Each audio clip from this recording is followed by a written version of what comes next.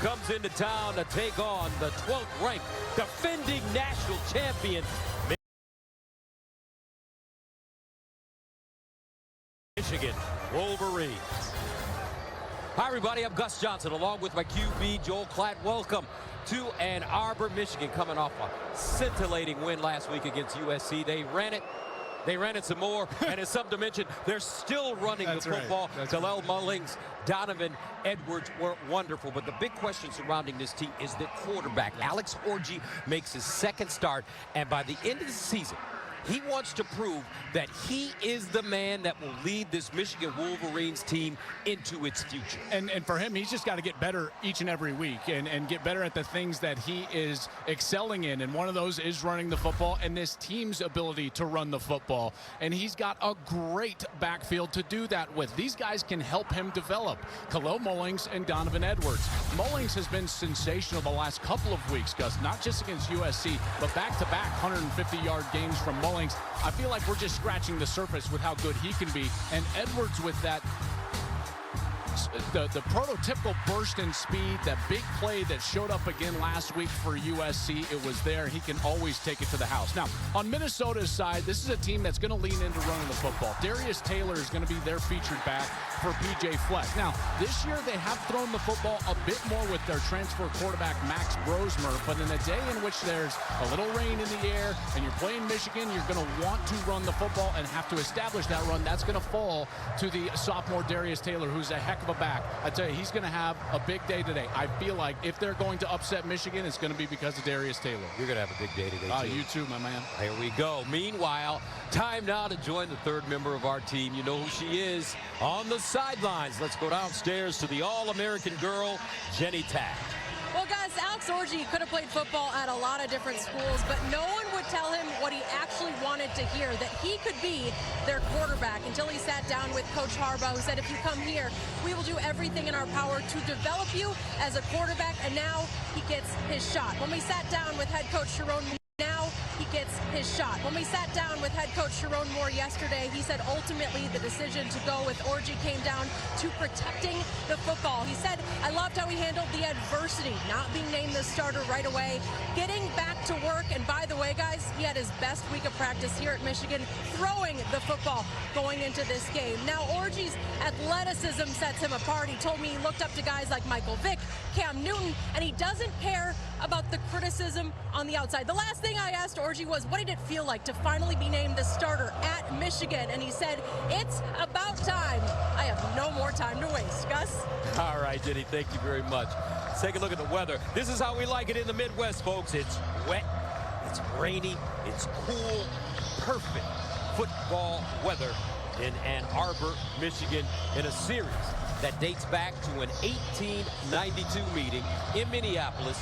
Michigan leads it 77-25 with 3 ties and has won the last 4 and 10 of the last 11. The last time they met in Minneapolis last October, Wolverines won it 52-10.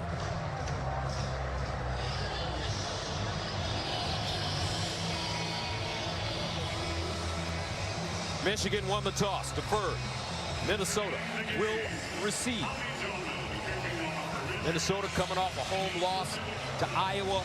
As mentioned, Michigan, a home win against Southern California.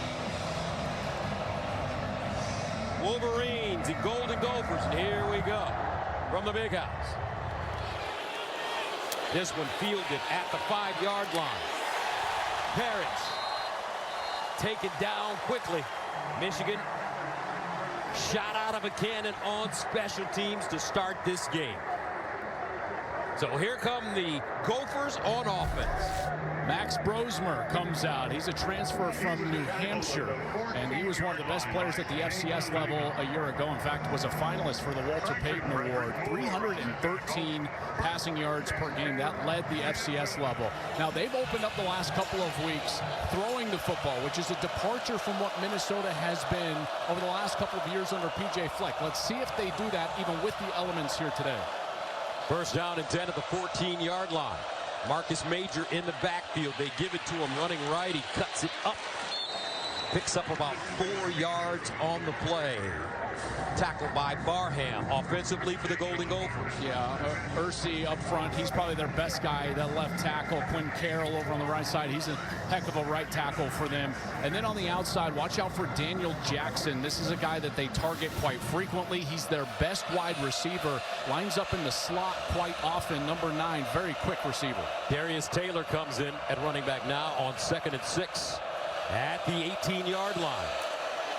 Taylor, he's got some running room as well. He'll get close to that first down marker. Kenneth Grant with the tackle. Defensively, they got 2 big boys in the middle, Mason Graham and Kenneth Grant. Yeah, those 2 guys, they're as good of a tandem as there is in college football. There's no doubt, no doubt. But some injuries now in this defense. Will Johnson not starting today, the All-American corner. So it's going to be Amir Hall, number 12, who gets the start. He's going to be at the bottom of your screen here. Number 12 getting the start today. 3rd down and short for Minnesota at their own 23-yard line. Looks like they want to change it. Rosemer at the line of scrimmage, quarterback sneak. The brotherly shove works, or the tush push works, and Minnesota gets a first down. Yeah, good push there by the interior. Rosemer, he's 225 pounds, so he gets it going right here over that right side, and they're able to just sneak past Mason Graham and move the chains.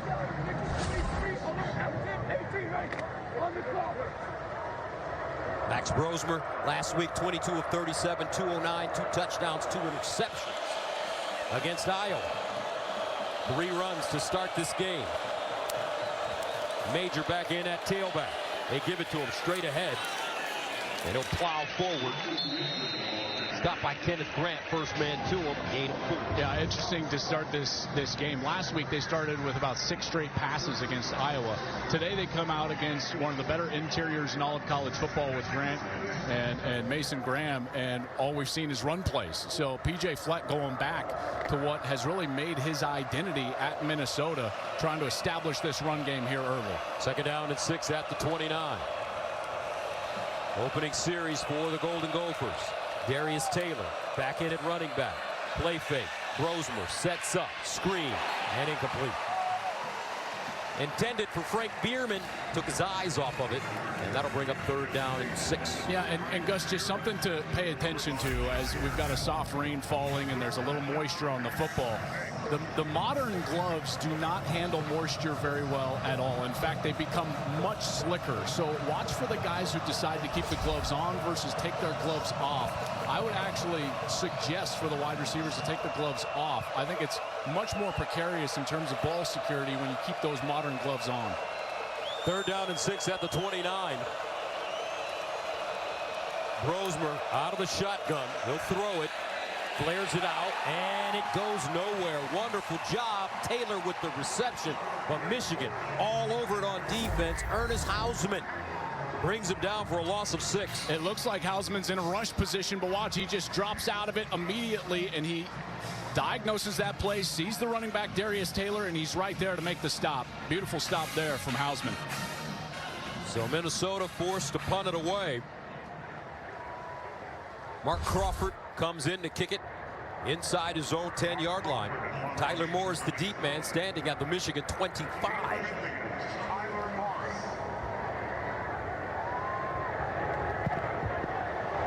This one kicked toward the far side and out of bounds as it trickles inside the 20. A 57-yard punt. Coming up, the Michigan offense on the field. But right now, time for today's game flow. Sponsored by Progressive.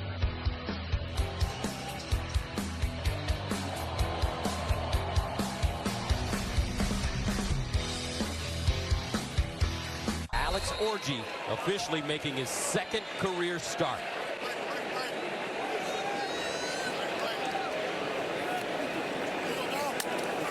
And on 1st down, he wants to throw it. Orji dumps it underneath and incomplete. Frederick Moore the target, but he got popped. Maverick Baranowski with the tackle. Let's take a look at this Michigan offense. Well, this offensive line came of age last week with that run game against USC. They did a heck of a job opening up those lanes, in particular late. They're coming together as a group that is really predominantly new from last year. And then Colston Loveland is back in the lineup. Samaj Morgan not in the lineup, but Loveland back there. I think that's going to help Alex Orji in the passing game today. Second down and 10 of the 21. Mullings, who had the big game last week against USC in the backfield, will run it for the first time. Barely crosses the line of scrimmage. Picks up one. Cody Lindenberg defensively for Minnesota. And here are the Gophers on D. Yeah, 92 Strigo up front. He's their best, I think, best front defender. 92 is they need him to be at the point of attack. Lindenberg, you saw with that tackle, he's excellent. And then they're dealing with some injuries in the back end. Justin Wally, a corner, he's out. Darius Green, safety, he's out. Goosby's back in the lineup. So it's a patchwork secondary right now for Minnesota. Third down and 9 at the 22. Mullings in the backfield. Let's see what Orji does. Does he throw it? He wants to. Steps, looks, scrambles, close to the first down, and he has it plus more. Alex Orji, that big-time body, 6'3", 235, from Saxe, Texas, picks up 15.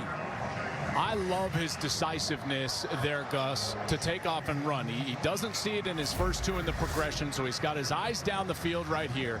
And then as soon as he sees an opening on the right side, he's gone. And this was really the secret sauce to J.J. McCarthy last year. Did you know, Gus, that J.J. McCarthy, whether he completed the ball or ran it himself, he converted more third and longs than anybody in college football, 29 of them.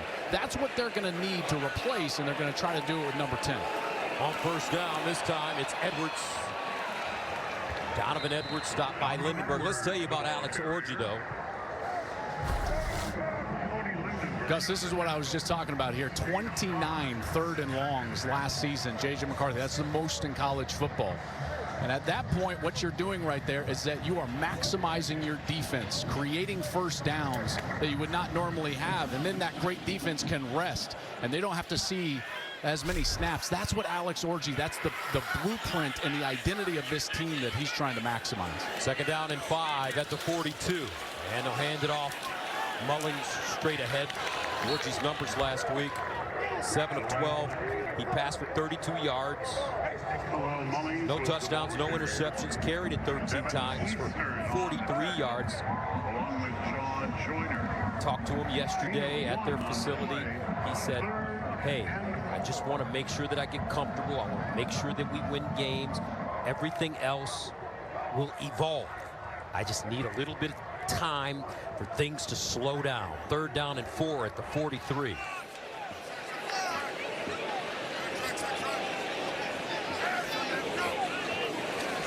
Orji steps into his throw. Nicely done, out of bounds. Colston Loveland. I tell you what, when you have a player like Colston Loveland on your team, it'll give you some confidence. Yeah, there's no doubt. And he runs a nice little out route on this right side. But watch the rhythm that Orji plays with. You see this? He gets back third step, one hitch, ball out, and is perfectly thrown right out in front. That's a confidence builder. I know it doesn't look like much right there, but see the nods in the stands? They're saying, okay, now we're starting to see a little bit of development, a little bit of growth from this Michigan passing game. First down at the 49. Mullings, a single setback.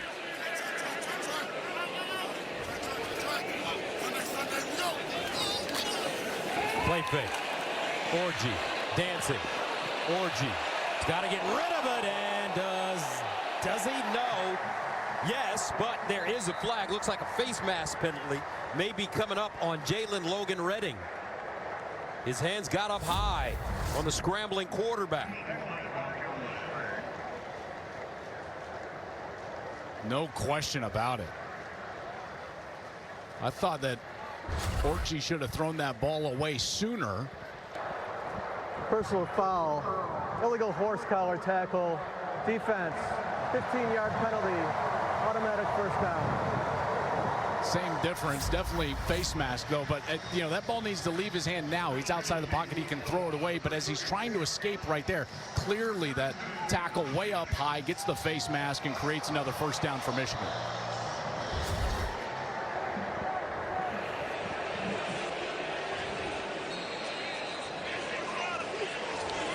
First down at the 36.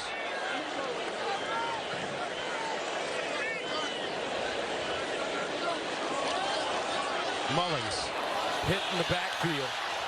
Keeps his feet moving. And he'll be lucky to get back to the line of scrimmage. Great gang tackling by Minnesota. Baranowski finally brings him to the turf. No gain. You can tell this Minnesota team, they're gearing up for the run, and that's what you've got to do against Michigan. You know you're going to see it in this defense.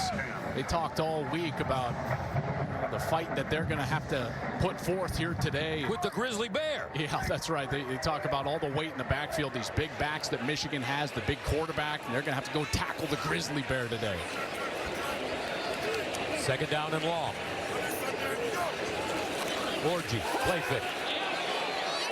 Near side, caught. Nicely done. Marlon Klein gets out of bounds. He'll pick up positive yardage. Michigan trying to move the football both on the ground and through the air. That's a gain of 9. Yeah, nice positive series here right here. And this is a guy that they're trying to get going, Marlon Klein, because they think very highly of him. They feel like he can be a secondary threat at the tight end position to Colston Loveland and provide a little bit of the yin to the yang of number 18. So get him a little screen right there and now creates a short opportunity to convert. Brings up 3rd down and 1 at the 27. This offensive line getting better and better as this season goes on, starting to gel. They'll run it, and here's a big pop. Mullings, touchdown Michigan. Whoa, that left side of Miles Hinton and Josh Preeb opened up Niagara Falls. 27 yards.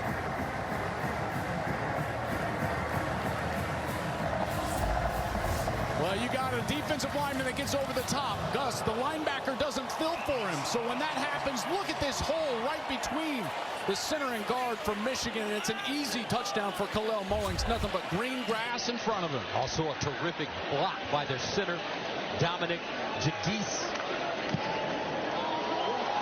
Tommy Mutz, as they call him, Mullings. 5 touchdowns in the last 3 games. Michigan striking first blood as they take a 7-0 lead over Minnesota. When Fielding Yost and Michigan left their water jug in Minnesota, when they asked them to return it, the Gophers said they'd give it back when you beat us. Right now, 7-0 Michigan. That offensive line opening up some holes for Kalel Mullings, picking up on where they left off last week against Southern California. Yeah, and I think, it should be noted, like, that entire offensive line is new. They're trying to figure each other out just as much as we're trying to figure them out. And we're just starting to see them gel right before our eyes. Parrish will pick it up, and he'll get to the 20. Before being dropped at the 21. Jerome Moore impressed with his offensive line. But right now, his defense back on the field. Michigan up 7-0 over Minnesota. Is it the best Coke ever? Try and decide. Michigan Stadium. That guy's got a lot of courage out here. It's wet. A little cool. Got no shirt on. Paint's running off his body. Everything. I like this dude. Got a nice helmet. National champion Michigan Wolverines on top of the Golden Gophers. 7-0.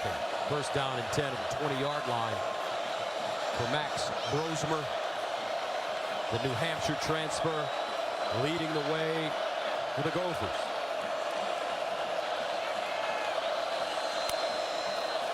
Brosmer pulls it down, wants to run, and he'll fall forward.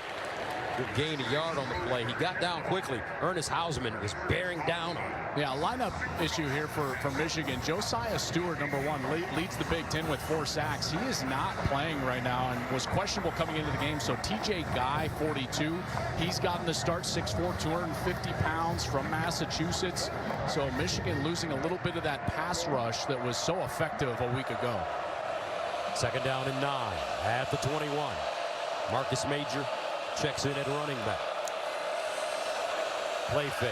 Brosmer, screen pass. He's got Major with Lalane, and Major picks up a first down as he gets to the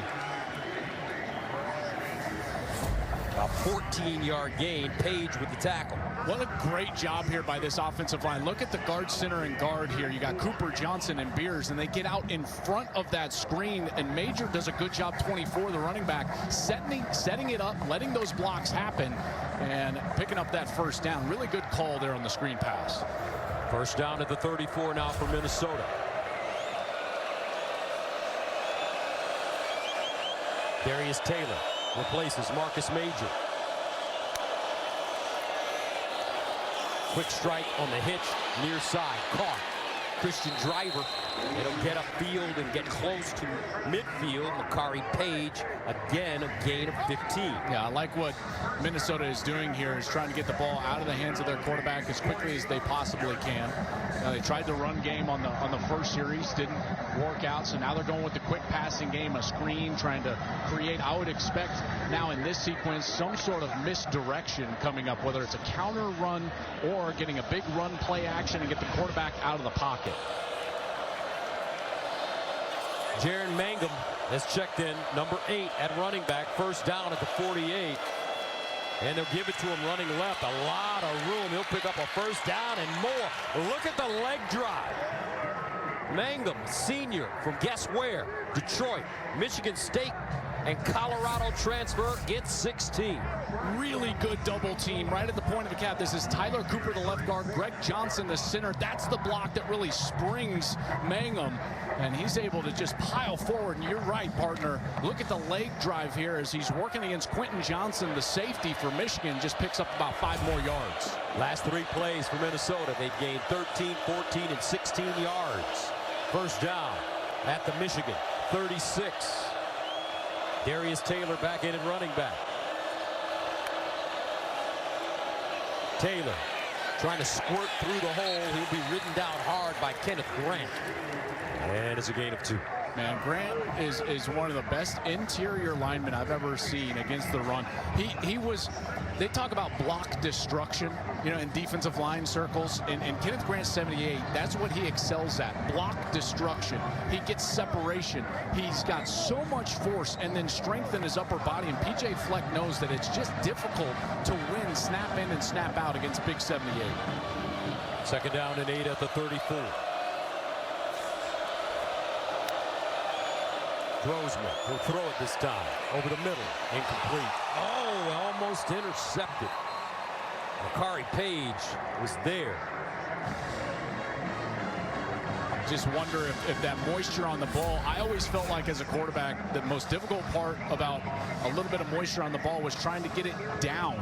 I felt like the ball always sailed, in particular when you're trying to drive the ball in the intermediate routes right there, and you see that one just over the intended wide receiver. Makari Page just couldn't quite get back and adjust for the interception. Elijah Spencer hadn't turned out of his route to receive that football. So that makes it third down and 8 at the 34. Brosmer, another quick strike, and doesn't fool anybody. Hill coming up and making the tackle. That's a loss of 3 on the play. And that is such a big loss right there, because now you're wondering about field goal range.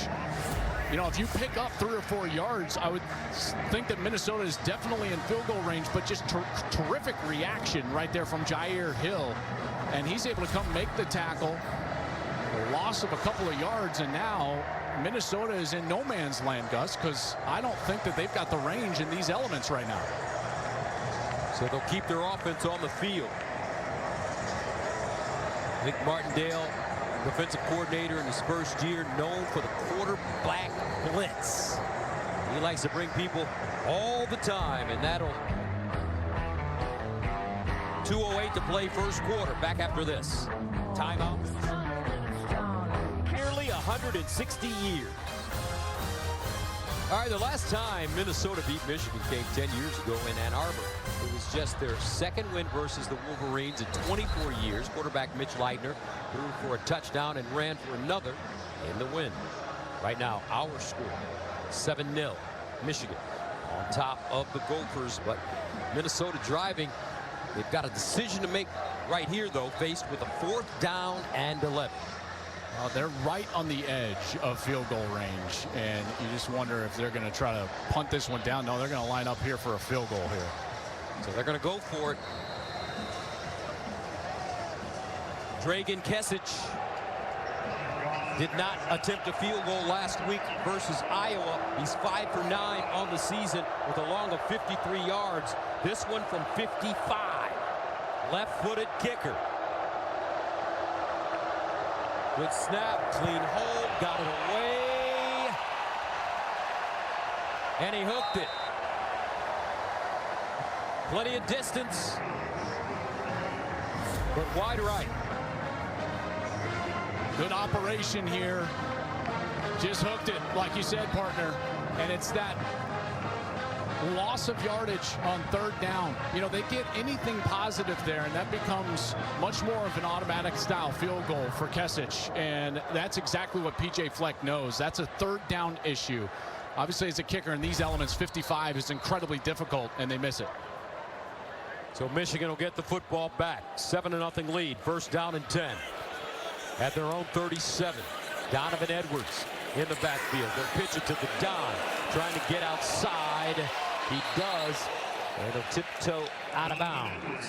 Well, last series, Gus, Michigan perfect on third down. And you asked for growth from the quarterback position, and he gave it to you. Alex Orji, this was third and long, converts with his legs. Then on a third and medium, beautiful ball right out to Colston Loveland. Then you get in the short yardage, give it to the big guys up front. That's right. They open up the big hole, and Moling saunters into the end zone. 3 for 3 on third down, the Wolverines on that first series. Second down and 6 at the 41. Orji, he's the young man that you really root for. What a great kid. He'll tell his story as this game goes on. We'll hand it off straight ahead to Donovan Edwards. Joyner with the tackle. Gain of 2.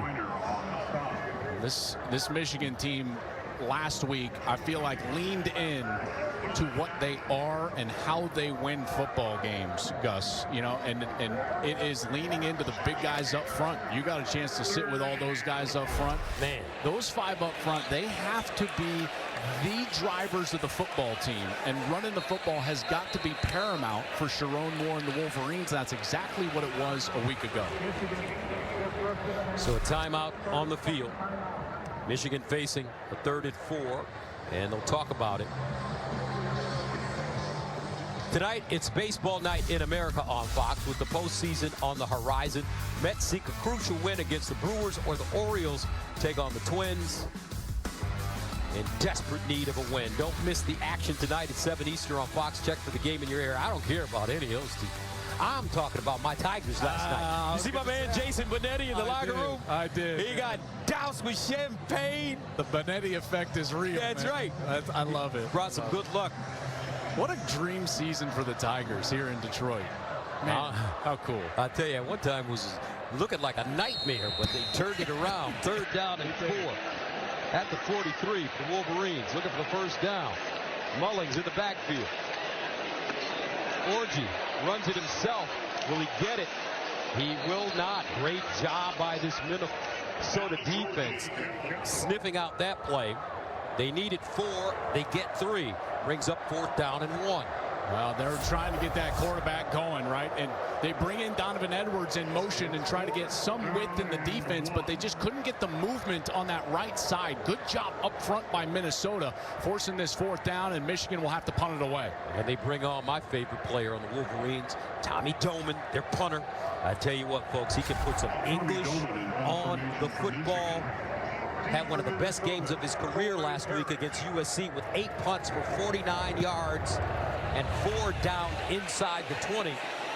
How about this? This will be down inside the 20. Doman, 5-star recruit. And that'll take us to the end of the first quarter with the score. Michigan 7, Minnesota nothing. Back to Ann Arbor right after this.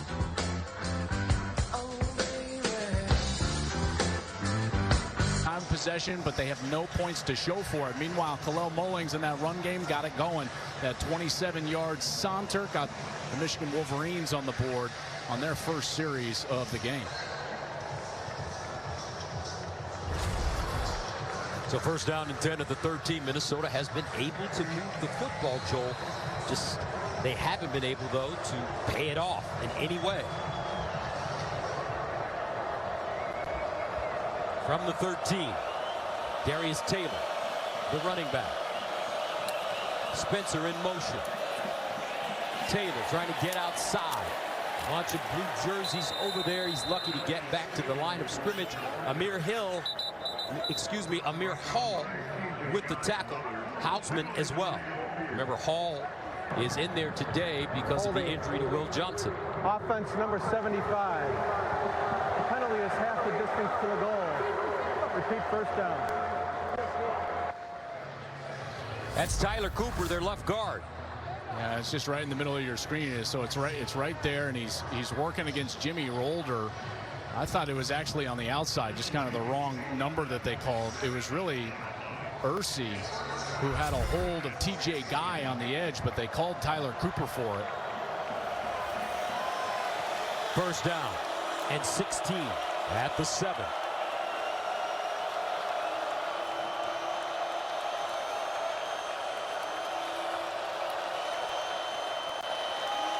Taylor spinning. And they'll give him a little breathing room. 5-yard gain. Jimmy Rolder again. His name being mentioned. Well, this is a nice opportunity. If you're Michigan and Wink Martindale, Gus, think about it. You've got Minnesota backed up, okay? They're behind the chains because of the penalty. Now it's 2nd and long. This is a time you could potentially get aggressive here. Because if they can force a punt, you're going to set your offense up with quality field position. And with a possession-style offense like Alex Orji runs on that side, it's a nice chance for Michigan to get off the field defensively. 2nd down and 11 at the 12. Minnesota wants to throw it. That ball deflected at the line of scrimmage, incomplete. Grosner had a big hand in his face. Looks like it was Rayshon Benny. Yeah, Benny had a great rush from the interior, so he's playing defensive tackle, runs about almost 300 pounds. Look, he's right in the face of Brosmer, and that's really the key to the Michigan pass rush, is that they get interior pass rush into the lap of the quarterback with their big defensive tackles, and now afresh, Kenneth Grant and Mason Graham, 78 and 55 on the field for a 3rd down. Watch this pass rush from the interior. 3rd down and 11 from the 12. Trips at the top of your screen. Jordan Newman in at running back. They get it off in time. Brosmer over the middle. Caught, but not enough for a 1st down. About a 9-yard gain on 3rd and 11. Quentin Johnson, first man to him. It looks like everyone's blitzing. What happens at the snap of the ball? Everyone backs out. That's what's so difficult facing Wink Martindale. You see that as a quarterback, Gus, there's just no way to diagnose what's going on pre-snap. He's one of the best 3rd down play callers in all of football, any level.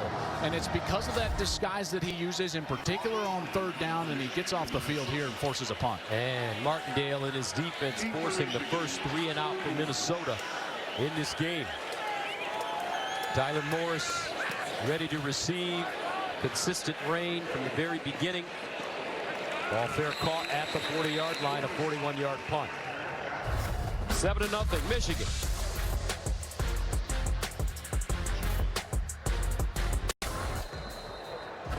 Michigan, Minnesota, 7-0. Our score, 1st down and 10 at the 39 for Alex Orji and the Michigan offense. Kalel Mullings right next to him. Play fake. Orji to throw it. Underneath. Caught. Nice catch. Colston Loveland had to kind of turn around to get that one. But a 1st down, though, for the Michigan offense. Yeah, just a touch behind him. Well, what a great adjustment there from Loveland to go back to his left shoulder and be able to grab that. Comes off hanging his head just a little bit. Remember, he did not play a week ago, so hopefully he didn't tweak anything that he was dealing with. There's that adjustment going back, and he's able to catch that ball for a 1st down. 10-yard gain, 1st down to the 49. Orji looks comfortable throwing the football. They'll hand it off. Mullings trying to make people miss. They'll gain a couple.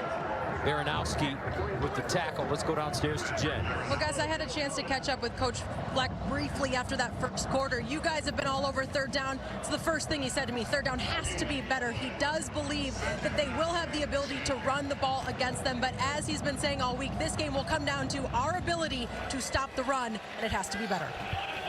2nd down and 10 at the 49. No gain on the last play.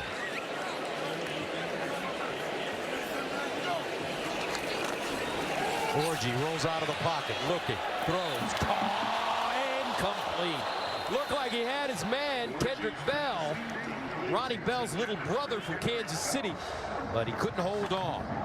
3rd down and 10, and Bell gets up limping. Orji did a great job.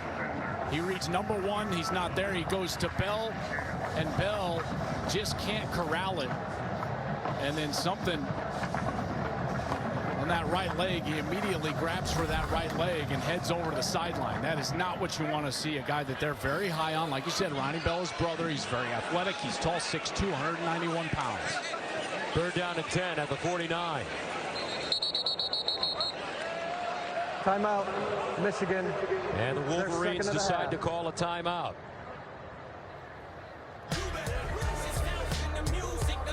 Dello now recruiting full-time fans. Please drink responsibly.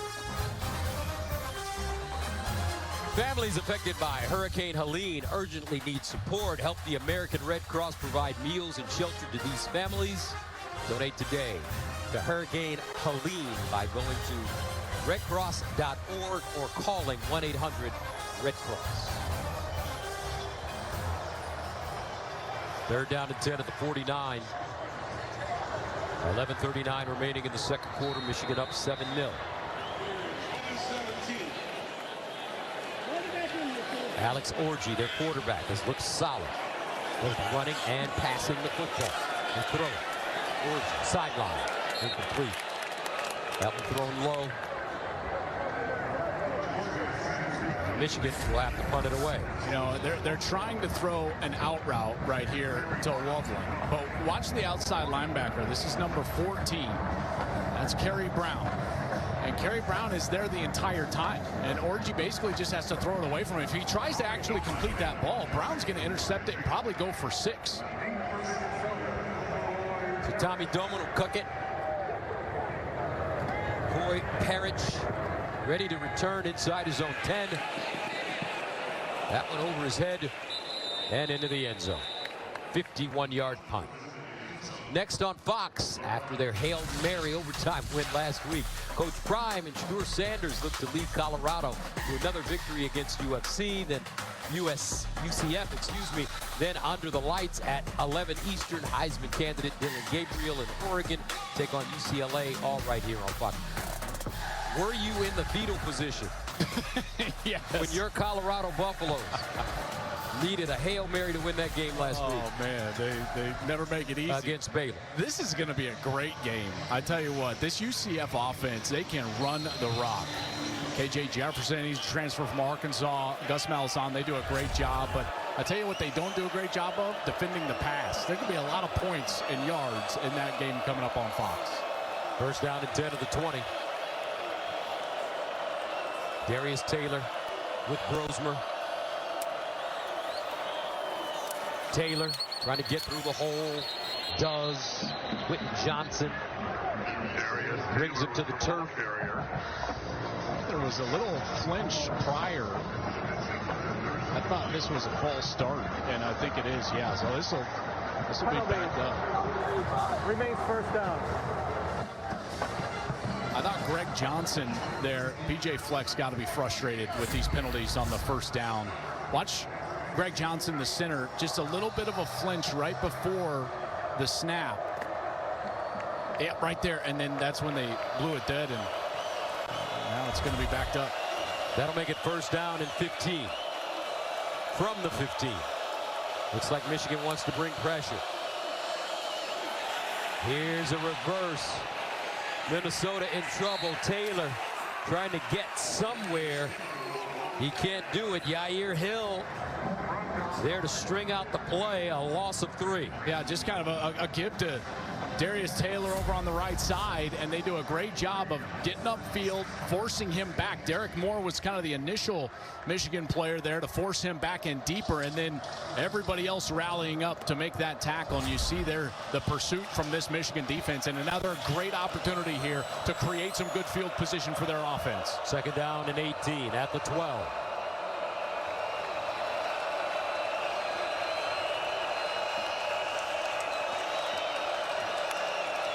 Max Brosmer Sideline throw, and it's caught.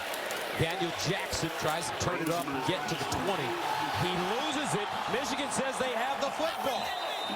Do they? Zeke Berry came out with it, and it looks like we've got a turnover. And you know what these defenders do when they force a turnover?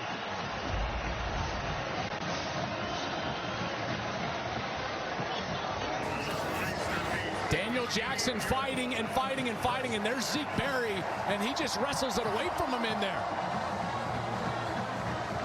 Zeke Berry, he knew Jackson was stood up, so he just goes after the football, and there he comes out of the pile with the ball and sets up Michigan with unbelievable field position here for their offense inside the 20-yard line. So the Cardi boys, they got the Cardi glasses on, Cartiers, folks. That's what they do. They put on the fancy sunglasses when they force a turnover. That's their turnover chain.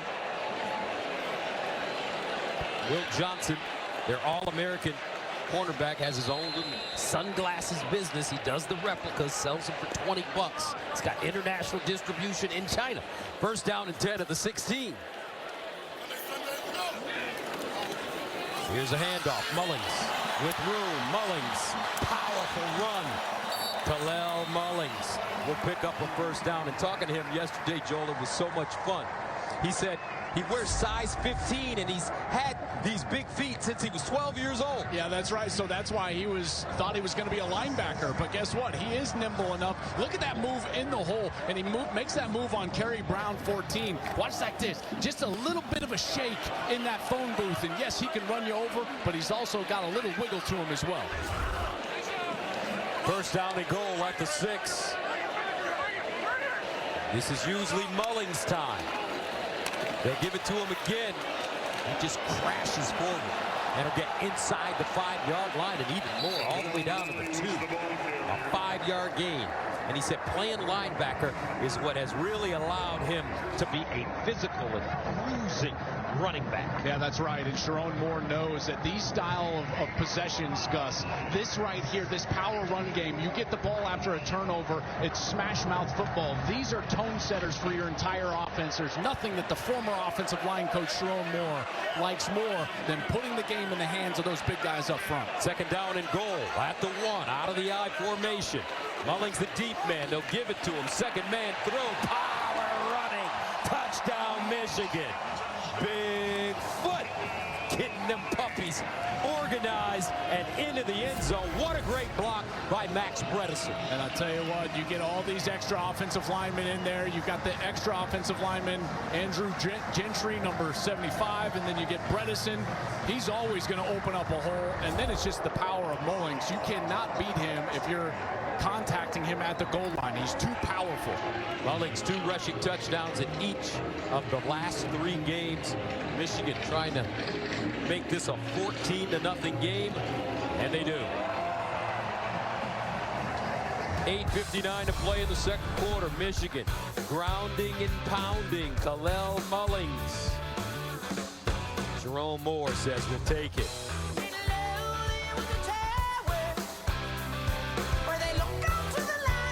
Opens SEC play against Kentucky. Oklahoma State and Kansas State clash in the Big 12 Top 25 Showdown. Plus, can Coach Prime in Colorado come up with another miracle? Gus and Joel, my guys. We'll see you at the half. All right, Sergeant Mike, thank you very much.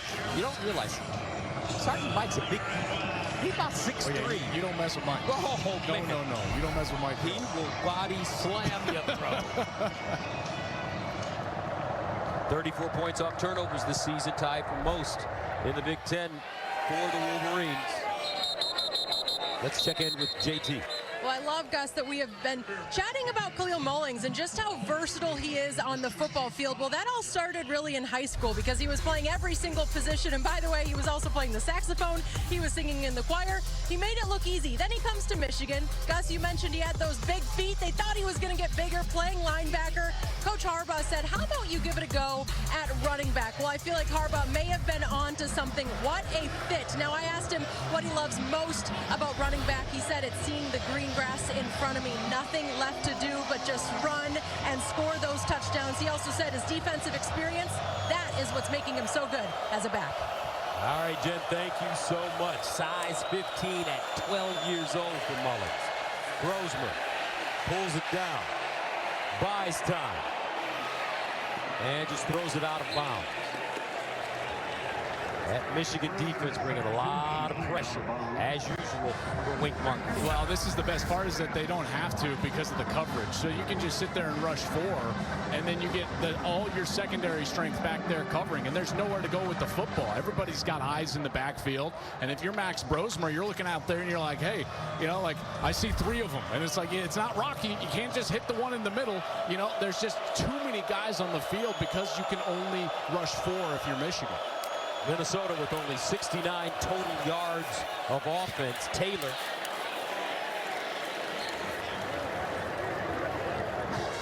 And he's stopped by Barham. A 5-yard gain. Yeah, it's unspoken how much confidence this group clearly got from that win over USC. Because today, I just sense that this Michigan team, they know exactly who they are. There's no questions with all these inexperienced and new faces that we're seeing this year. They are coming into their own right before our eyes. 3rd down and 5 at the 30. Wolverines with that loss to Texas changed a lot of things when they got back to work. Grosmer over the middle and incomplete. Good defense again by the Wolverines. This time Hillman breaking it up. Elijah Spencer, the intended receiver. Yeah, it's great coverage by Hillman. He just got in the back pocket right here. Here's Hillman, number 6, and watch, he's just in man-to-man coverage, and he's just going to catch up, and then he's going to be right there at the throw point. That's a terrific job, just blanketing the wide receiver and making it difficult on the quarterback to have a large window to throw the football, and Michigan again gets off the field. Mark Crawford send it away. He's at the 15. Tyler Morris, the deep man, at the 30.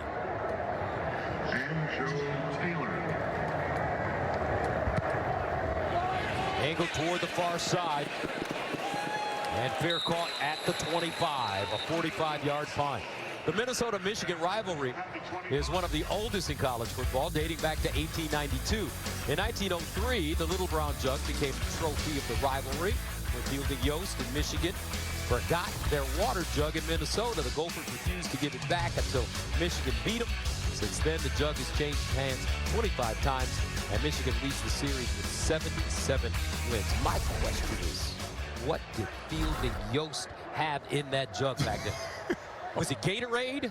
No. Was it moonshot? Oh, it wasn't Gatorade. That wasn't invented till, what was it, the 70s, I think? At Florida. Yeah, that's right. 1st down and 10 from the 25. Mullins. And Mullins make that orgy. Looks like he's tackled either at or behind the line of scrimmage. Devin Eastern defensively, a loss of 1. You know, what's interesting is, you know, we don't talk a lot or haven't talked a lot about the fact that Michigan's got all these new players and a new play caller. You know, and so here you got Kirk Campbell, who's basically learning this on the fly as well. And I felt like his game plan today has been more simplified in the passing game, and it's helped Alex Orji out get some of those completions. Orji looking. Orji dancing. Now runs it, and it'll go out of bounds. Gains about a yard. Cody Lindenberg right there. Boy, he's looking for Kendrick Bell on kind of a single receiver route, and Bell either slipped or got thrown down on the outside. Here's Bell right here. They're trying to isolate him and get him on like a deep corner, and he just kind of gets thrown down and then falls down, and that's when Orji had to leave the pocket. You know, so part of this, the growing pains for this Michigan team, is also the fact that they're trying to find more threats on the outside, and now they'll send all of them out here. Empty backfield, Gus, for Alex Orji. Alex Orji, they say he's got a cannon for an arm. Let's see if he decides to one day throw it deep. Here's Orji looking over the middle.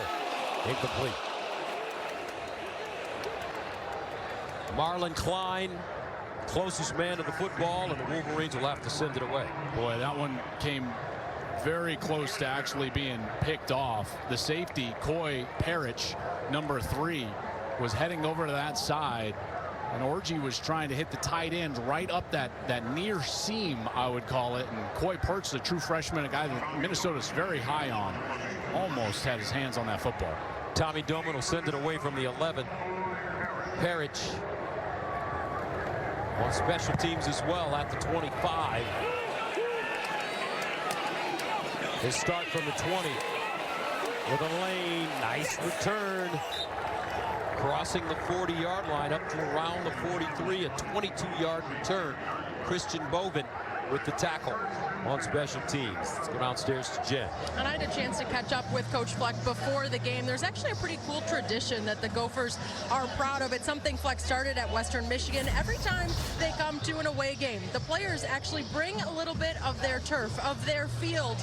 They like to leave it wherever they're playing. The goal today, make the big house our house. I had a chance to ask Quinn Carroll about this tradition. He said our culture travels with us wherever we go. We're going to need that culture today to get the win and stay in this one. P.J. Fleck in his 8th season at Minnesota. He has been a wonderful coach for the Golden Gophers. First down and 10 at the 42. And it's Taylor. But back to P.J. Fleck.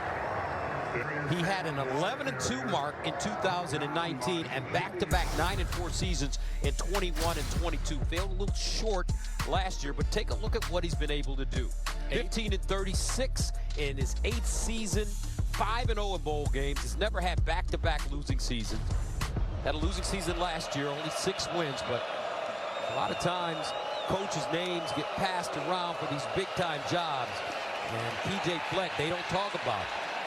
As Brosmer in trouble, Kenneth Grant looks like he'll be credited for the sack. You know, last year after Chip Kelly left UCLA, there was some talk about UCLA, and obviously P.J. Fleck's name came up, and because of that, he actually got an amendment in his contract in the offseason. Not necessarily an extension, but an amendment, a little bump in pay for his assistants, the assistant pool at Minnesota. So Fleck is signed for about 6 more years with Minnesota, and I echo what you said. He's done a heck of a job. Unbelievable. Unbelievable coach, unbelievable enthusiasm and charisma. 3rd down and 11 from the 41. Brosmer and Trella goes down. Mace in the place. Mason Graham. The All-American, a loss of 10. You can't single block this guy. He's just going to beat you right to the inside. There's 55, and they single block him with a guard, and he's too quick and nimble. The former wrestler, he's just so good and agile. He just beats him to the inside and then closes on the quarterback, nowhere to go. Mason Graham having another year for Wink Martindale that could wind up as an All-American. So on 4th and 21, Minnesota will have to punt it away. This Michigan defense seems like it's getting better as this game progresses. Every series, 4 straight drives now. Minnesota and he's blocked, loose, picked up. Michigan has it down at the 10. But there is a flag on the play. Bovin with the recovery.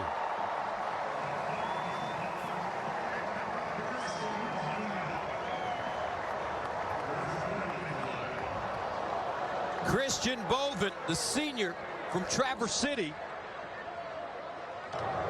Illegal formation. Kicking team number 18 was not lined up at the line of scrimmage. The penalties declined. First down, Michigan. So Wolverines block a punt. I believe this is 52. This is Keshawn Bennett, an edge player. Beautiful job. Gets the block. Wolven comes in for the recovery. There's Bennett right off the foot of Crawford. Michigan gets the block, sets it up perfectly, and now another short field, another possession starting inside the 20 for Alex Orji in this offense. First down and 10 at the 11-yard line. Donovan Edwards, the pistol back. Orji dumps it off. He's got his man. Morris, and he's down at the 1-yard line. Tyler Morris almost got in. Did you see how quick he got Morris the ball? That's what Sharon Moore is going to be happiest with as they take kind of a look at where actually he went out. There he's leaving the field of play. I don't think he had touched. If he's able to get that right elbow with the ball all the way to the pylon before hitting any part of his body in the white, then that's going to be a touchdown. You see how he kind of takes off, Gus? I think that's a touchdown. That right leg never touched the sideline as he almost kind of kept himself in the air, hovering toward the pylon. After review, it was determined the runners hit the pylon. It is a touchdown.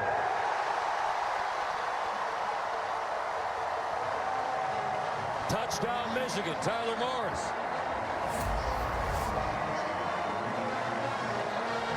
Here's another look. Morris confirmed in review. Watch his right leg stay up off the turf. There's the elbow with secure possession of the ball. It's across the goal line at that point. It is a touchdown for Michigan. Give Morris a heck of a lot of credit for staying up as he's heading to the pylon, and also his quarterback for giving him the ball quickly with room to run. Michigan trying to take a 21-0 lead, and they do. Alex Orji not doing a lot, but doing enough in the passing game. It's details, and the details matter at this position. You've got to be the leader of your group, and today already 4 of 8 for 36 yards and a touchdown. You take a look at some of these plays, whether it's third down or even right there for the touchdown pass. Gus, as a quarterback, you write down all these things in your playbook. Well, off of that little play action on that touchdown pass, one of the details would be if Morris is open, get him the ball right away, because the more he has to stretch that route out, the more the sideline becomes an influence. So watch how quickly he gets the ball to Morris outside of the play action. So here's the route, and then watch the ball come out right now. Okay, so now Morris has room to run and turn up the field. If he just takes a beat longer, Morris doesn't have that opportunity. So the details showing up for Alex Orji already today in his second start. Third passing touchdown of his career. Michigan 14 points now off 2 Minnesota mistakes, a fumble and a block punt. Parrish. And he has the fair catch at the goal line. Well, this Michigan team, there's so much, and you hear me, you probably roll your eyes at me all the time. I talk about their blueprint, and it's like how they have to win. You know, as a team, think of it this way. If you're a head coach, any team out there, Jones Junior High, Michigan Wolverines, Dallas Cowboys, who are you? Where are you going? How are you going to get there? And as a coach, you have to define those principles and terms for your team. And over the opening month of the season, in large part because of all the new faces for Sharon Moore, including himself in that position as a head coach, they're trying to learn and define who are we as a team. Well, guess what? We're starting to see that define itself here before our eyes. Dominant defense, being on the ground, Alex Orji with some detailed play at quarterback. Brosmer winds up, wants to throw the deep ball. And intercepted. Jair Hill. Not only did he track that ball down in midair, but how did he get a foot in? I didn't think he did. I didn't either. Is that right foot in? My goodness, it looks like that right foot was in. Now, if his heel lands, that whole step has to be in. He does have control, it looks like, of that football. And then you just have to understand, like, even if the toe hits first, as the heel goes down to the turf, whole foot, right? That's right. That's right. The entire foot has to stay in bounds. Control first, and then you're looking for the whole foot inbounds. That's very difficult to say from that angle. And to overturn, would you say? Absolutely. The ruling on the previous play was an interception. The play is under further review. Gus, it looked like he didn't even turn until the ball was basically in his chest. Did you see how late he turned to defend the ball? He did a great job. First of all, this is like graduate level stuff. Well, not the turn is, yes, but at first it's cornerback 101, because he presses. Watch him press the go right, the wide receiver, all the way up against the sideline. So now he's taking away the space of the wide receiver by pushing him up against the sideline, and then he turns to defend the ball. That's a beautiful job. Now, whether he gets a foot down or not, you know, that's just athleticism. I just don't know if you can overturn that. Like, I mean, is it totally in? Probably, maybe.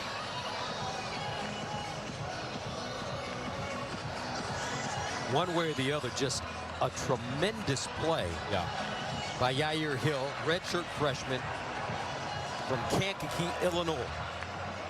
And this is a secondary. After review, the ruling on the field stands. First down, Michigan. Man, what a play.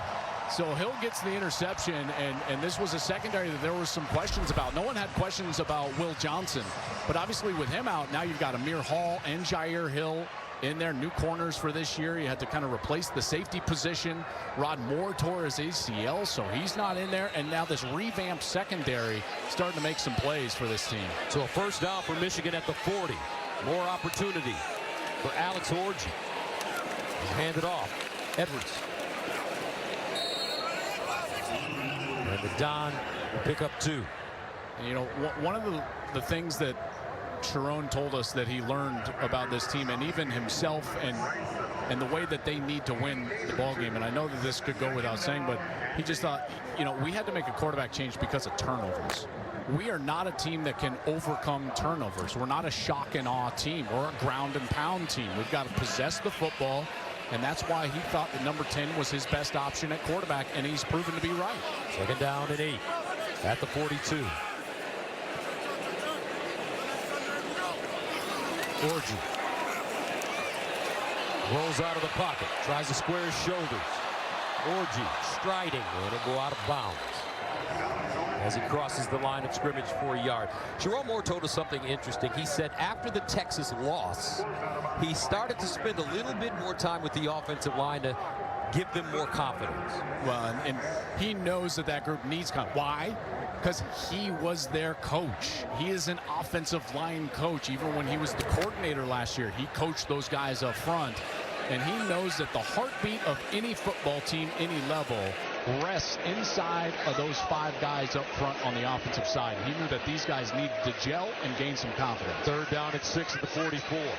Orji looking for that first down. Orji in trouble and sack. Great job, Ja Joyner with the sack. And that should take us to the 2-minute timeout. Michigan will punt it away, but the Wolverines lead it 21-0. 2 minutes to play in the first half. Back to Ann Arbor after this. Minnesota, 2 minutes to play in the second quarter. Wolverines doing it on all sides of the football, offense, defense, and special teams.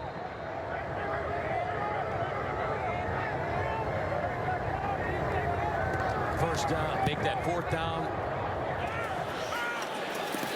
And this one, they're caught at the 21. 42-yard punt.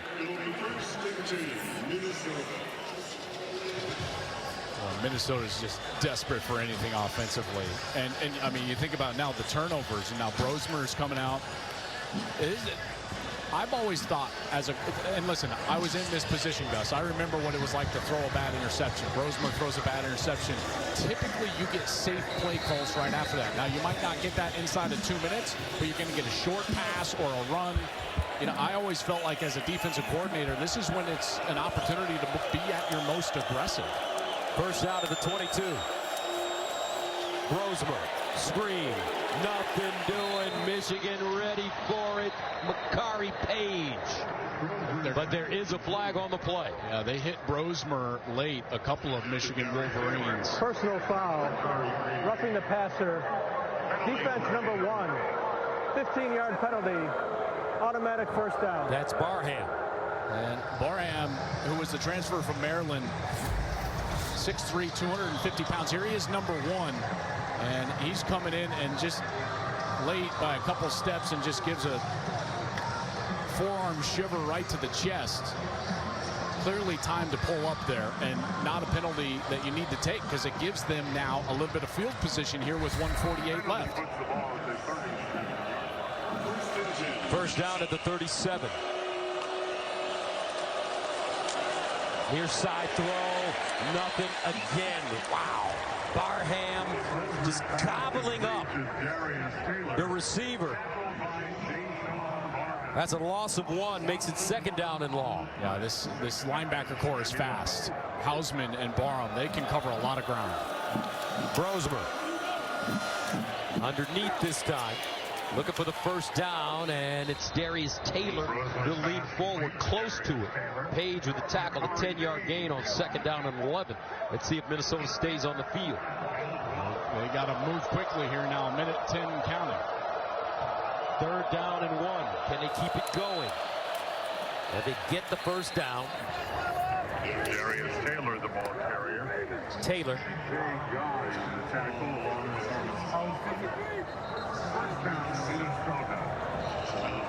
Minute to go from the 48.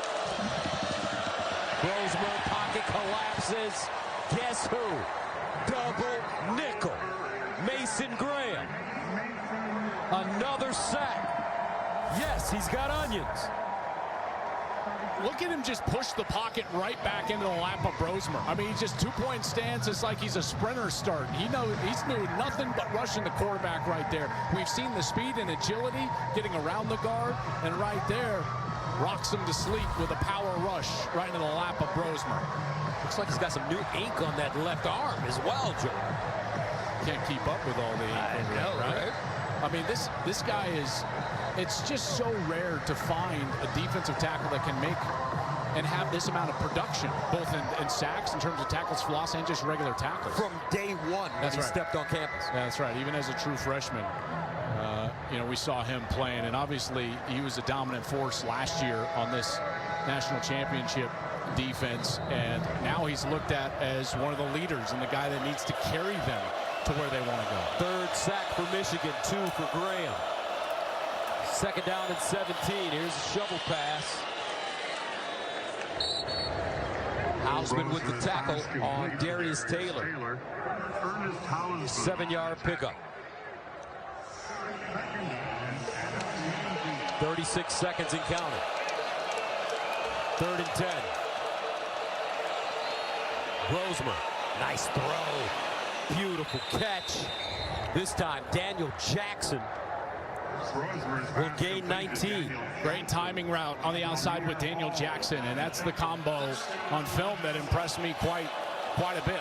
Listen, when I watched Who's got it? Oh, Minnesota says they have it at the 1 with 2 seconds to go. Wow. Nick Leichel.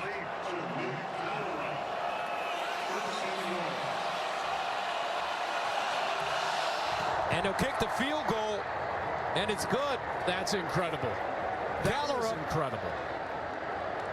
Somehow made the catch all the way down at the 1-yard line, and Minnesota will get out of the 1st half with points. They get 3. You know what was even more impressive is, yes, he goes up and catches this. Callerup is going to come down with this football. But the more impressive part is that the field goal team was ready to run on the field immediately. They run on the field, and they're able to just transition and substitute right there, and they run on the field, and they get set up and execute a kick with only 2 seconds left on the clock. That is just textbook stuff right there. Beautiful execution from Minnesota. So despite the miscues, Minnesota will get 3 points as they head into the locker room at halftime. Coming up next, it's the State Farm halftime show. Here are your 1st half stats, and Minnesota outgained Michigan 130 yards to 107. They had more total plays, but the 2 turnovers, those sacks, it just never felt like Michigan was being threatened in that 1st half. And to be quite honest, they didn't have to drive the length of the field, and they were doing it, at least on the defensive side, Gus, at will. Wolverines will get the football to start the 2nd half. Harris back deep, and let's check in with Jenny Taft.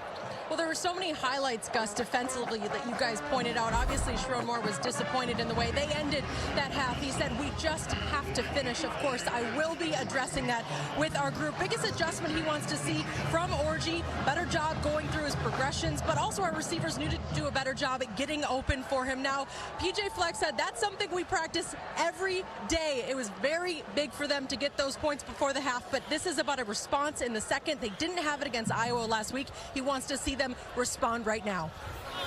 All right, first down to the 25 for the Wolverines, and they'll run it on first down with Kalel Mullings.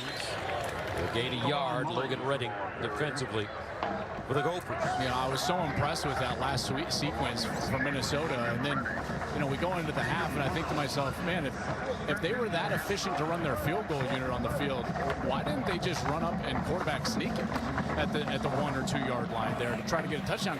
But honestly, 21-3 kicking the ball to Michigan to start the second half.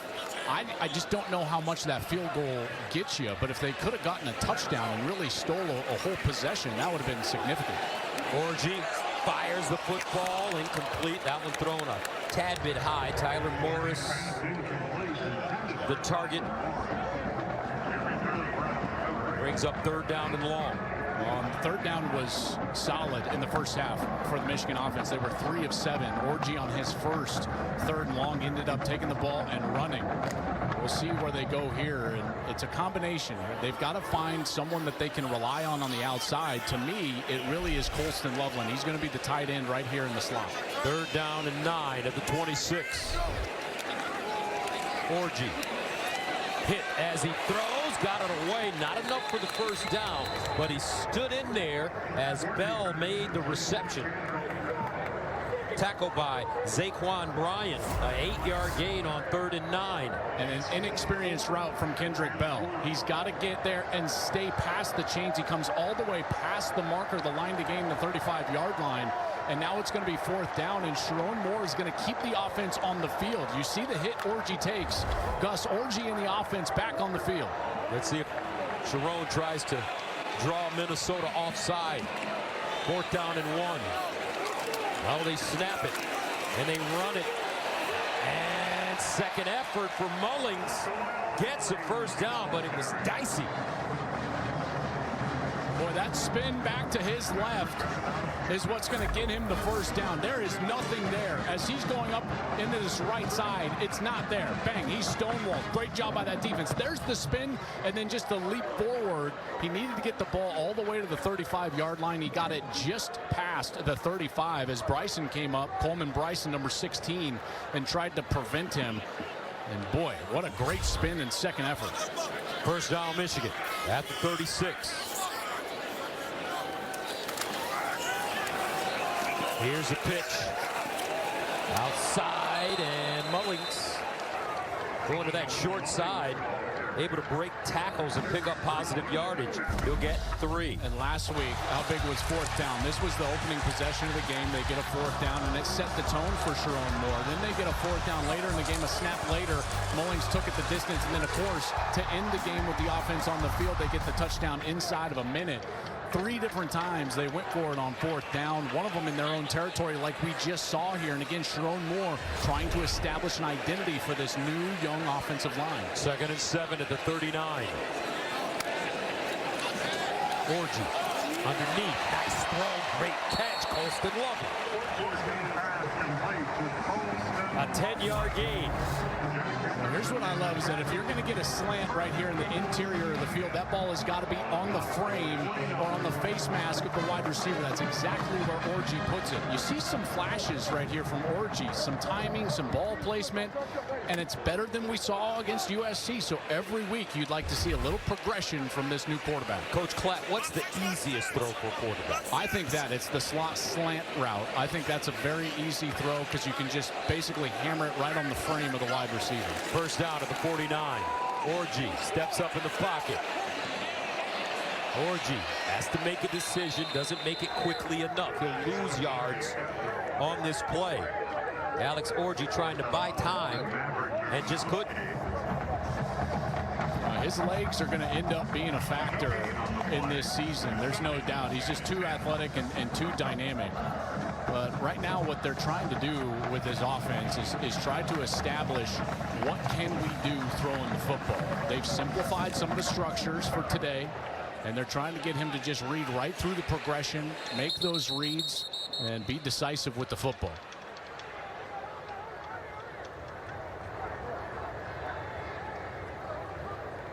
And a timeout call by Minnesota.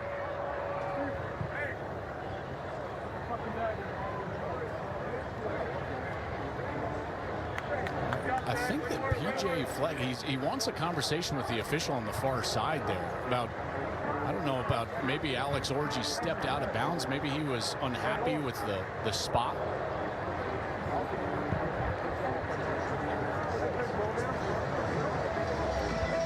Definitely having a conversation there on the far side. You talk about Alex Orji getting back to him. We've seen a lot of quick hitters as you take a look at the play again.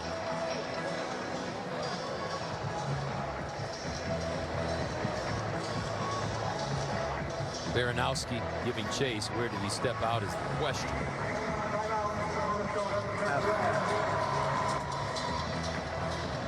So as they sort this out, we'll step away. Minnesota, Michigan back to score. 2nd and 9, midfield. Edwards in the game. Orji finds him in space. And he'll get back to the line of scrimmage. Joyner. Complete to Donovan Edwards. Defensively. This is an offense that last week against USC just went dormant in the second half. They didn't do anything. They didn't have a first down until that long run that Khalil Mullings broke late in the game to set them up for that late score. So the question becomes, like, as you simplify the offense, does the defense figure it out and you become easier to stop as the game goes on? 3rd down and 9. Would love to see Orji air the football out. A lot of short passes. Here he is, Orji, stepping up, scrambling. Now runs it. Lowers his shoulder. Gets out of bounds. Close to the first down. Let's see. I don't think he has enough.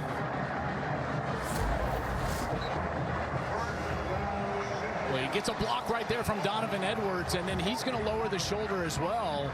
And it's just a matter of when he actually went out. I think he actually got the line to gain. That ball was in his right arm as he kind of turns that right side down the field. And does he stay in? Yeah, it looks like he stayed in, and he does get it with his legs. That's the second time today we've seen on a 3rd and long Alex Orji take off with his legs and convert and create a first down. That is crucial.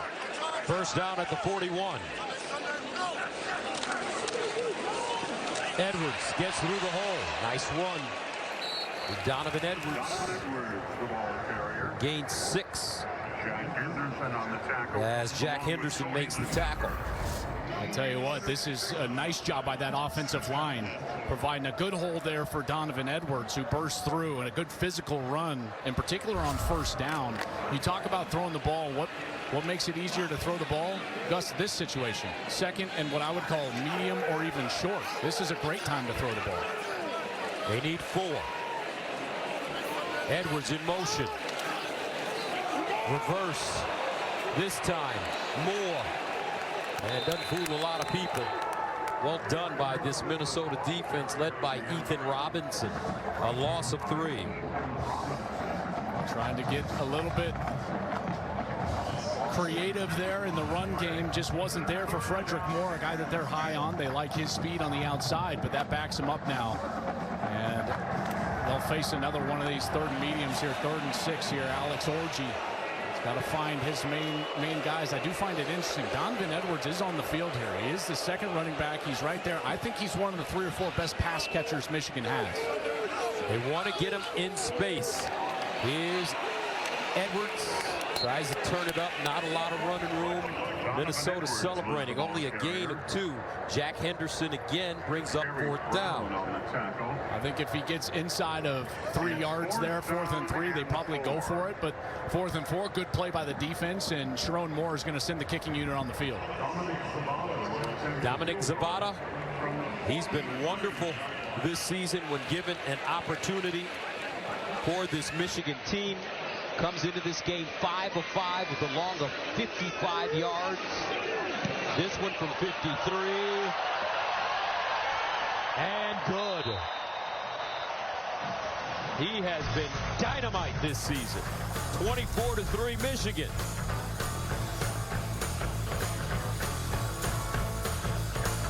And by Progressive Insurance, cars, homes, boats, motorcycles, RVs, and more.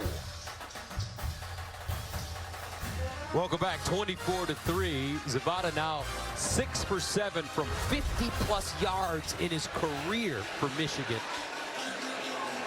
4 for 4 this year. And the Wolverines on that drive, 13 plays covering 40 yards, eating up half the quarter, 7 minutes and 24 seconds. Doman, the punter, also serves as the kickoff specialist, sends it away, and it's fair call. Tomorrow, we've got a huge day of football on Fox. At 1 Eastern, Jalen Hurts leads the Eagles against Baker Mayfield and the Bucks. Or at 4, the Patriots take on Brock Purdy on the Niners. Check for the game in your area only on Fox and the Fox Sports app. Speaking of, I know this is non sequitur, Joel, but speaking of the Niners and the Eagles, talked to Mark Ingram yesterday. He said a guy like Donovan Edwards would be good on teams like that. Why? Well, they use versatile backs, and they use them to catch the ball. See, I think the days of like just an every down true tailback are kind of done. If you're going to extend your career at the next level at that position, you've got to be able to catch it. First down and 10 to the 25, and it is incomplete. Almost intercepted again. Rosemer, dangerous pass. Kari Page, TJ Guy, Barham, all in the vicinity. And this one was right in the hands of Darius Taylor, his back. He's trying to just throw it right over the ball. And number 1 is right there. He tries to dump it down, and then it's just the Plinko game, and everybody's got a shot at it. I like that, the Plinko game. Yeah, that's right. Plink, plink, plink. Quentin Johnson even had a chance there late. Second down and 10. And they'll run it with Darius Taylor, no gain. Once again, Ernest Hausman. And when this defense is fresh, they're so dominant, and it almost forces you to get creative in those first 2 or 3 or 6 snaps of a series to try to move the chains. You know, the offense for Michigan were just on the field for 7 minutes and 24 seconds. So this defense now has had this lengthy rest.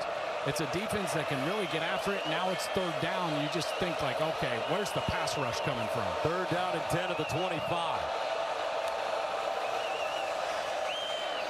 They'll check it, screen, Michigan ready for it. As Daniel Jackson makes the catch, fights for his life for 2 yards. Hausman again. And we've been naming Ernie's name the whole game. He's the Nebraska transfer. And guess what happens when you give up 4 sacks in the first half? You come out and it's the first 3rd and long in the second half. What do? It's just a little jet screen on the outside. Why? You're trying to protect your quarterback, get the ball out of his hands. So that is an adjustment at half where they think we can't throw drop back pass. And now Michigan can just rally up, make the tackle, force a punt. Tyler Morris ready to return. Crawford.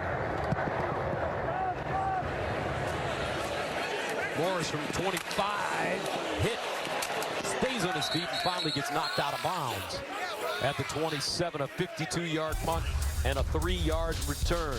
Big noon Saturday from Ann Arbor, Michigan. 6:05 to play. Here in the 3rd quarter, Michigan on top of Minnesota. First down and 10 to the 28-yard line for the Wolverines. Kalel Mullings in the game. Orji swings it out. He's got Edwards in space. Edwards. Nicely done. Flag on the play. 8, maybe a 9-yard gain. Come back due to a hold out there on the outside. Holding.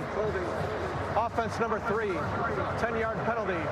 Repeat first down. That's Frederick Moore.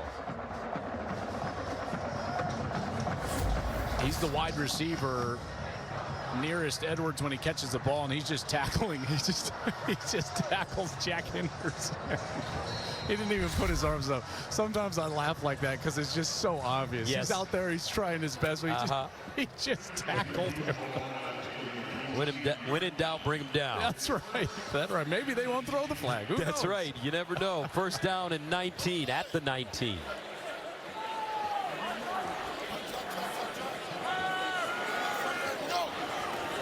Orji fires. There you go. Alex Orji throws a dart over the middle. A 16-yard gain. Let him throw the football a little bit. Well, he's reading through it. You know, it's not about letting him. It's about him getting through the progression. He starts to the left. Good job. 1, 2 is not there. Now he gets to 3.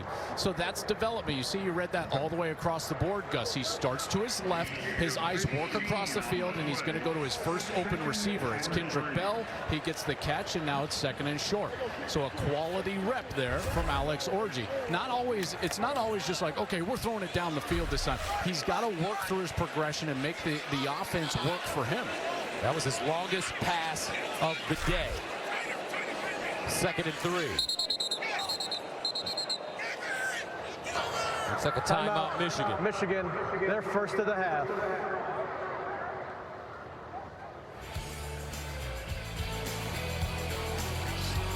Time equipment managers for Minnesota and Michigan. It is said that Munson found the water jug left behind by Michigan in 1903 that became the Little Brown Jug. Henry Hatch worked at Michigan for 43 years, living on the grounds of Michigan Stadium. Both were caretakers of the trophy and are part of the history of the Little Brown Jug. Michigan, Minnesota. And Alex Orji wants that brown jug to remain with the Wolverines. He's improving as this game goes on. Going it a little better after that 16-yard completion.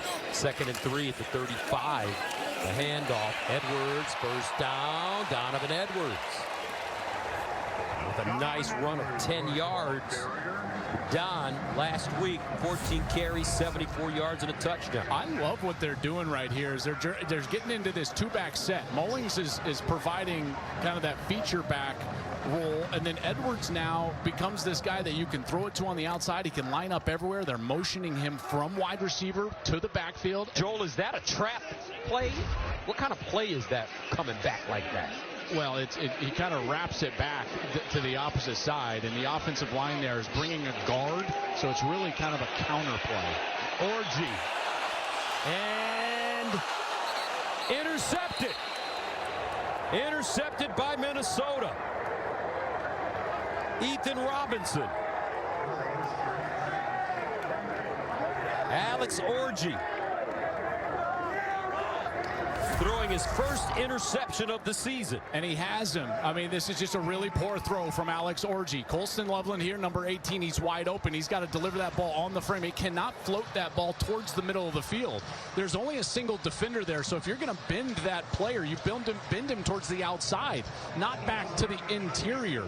That ball has got to be thrown more firmly and on the upfield shoulder for Colston Loveland, who just gets it taken away, and Ethan Robinson just with a heck of an adjustment right there to get back to that football for the interception. So Minnesota has it now at their own 24, first down.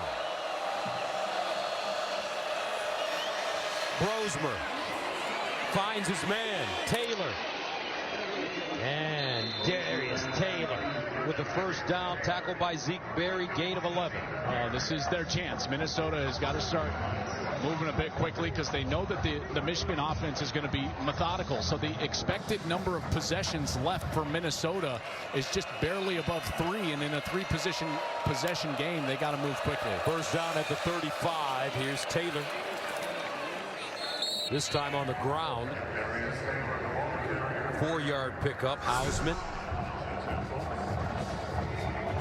What you're seeing from Michigan here, and this is what P.J. Fleck, I think, sees as well, is that on 1st and 2nd down, they're trying to give those 2 big defensive tackles a little bit of a break. 2nd down and 6 at the 39.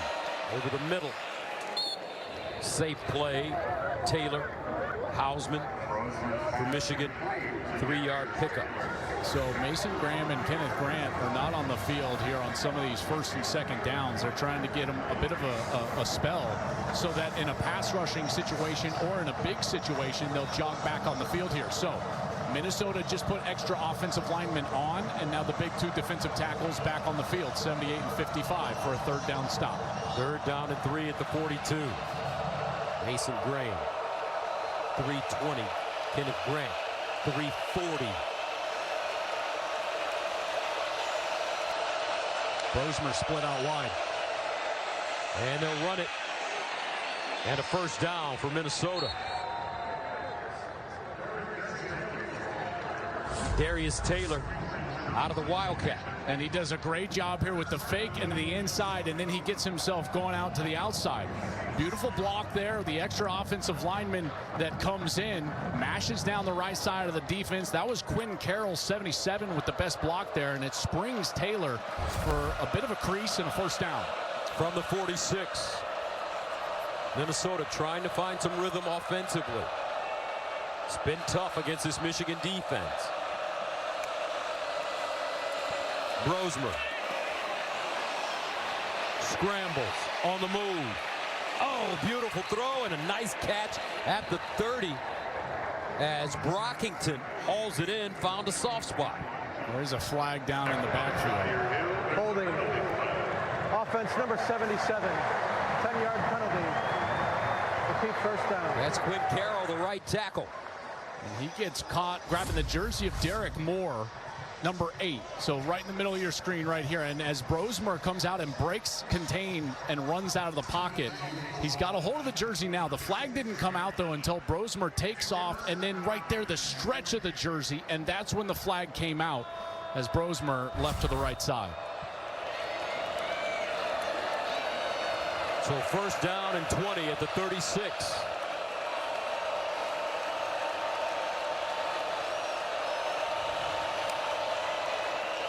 Brosmer to the sideline. Caught. Spencer turns it up. Gets his feet moving and will get the midfield. A 13-yard gain off first and 20. Zeke Berry with the tackle. Well, it's interesting because Michigan has brought more blitzes on this series, and that screen was set up beautifully, but Rolder just made a great tackle. 2nd and 7. Minnesota moving quickly.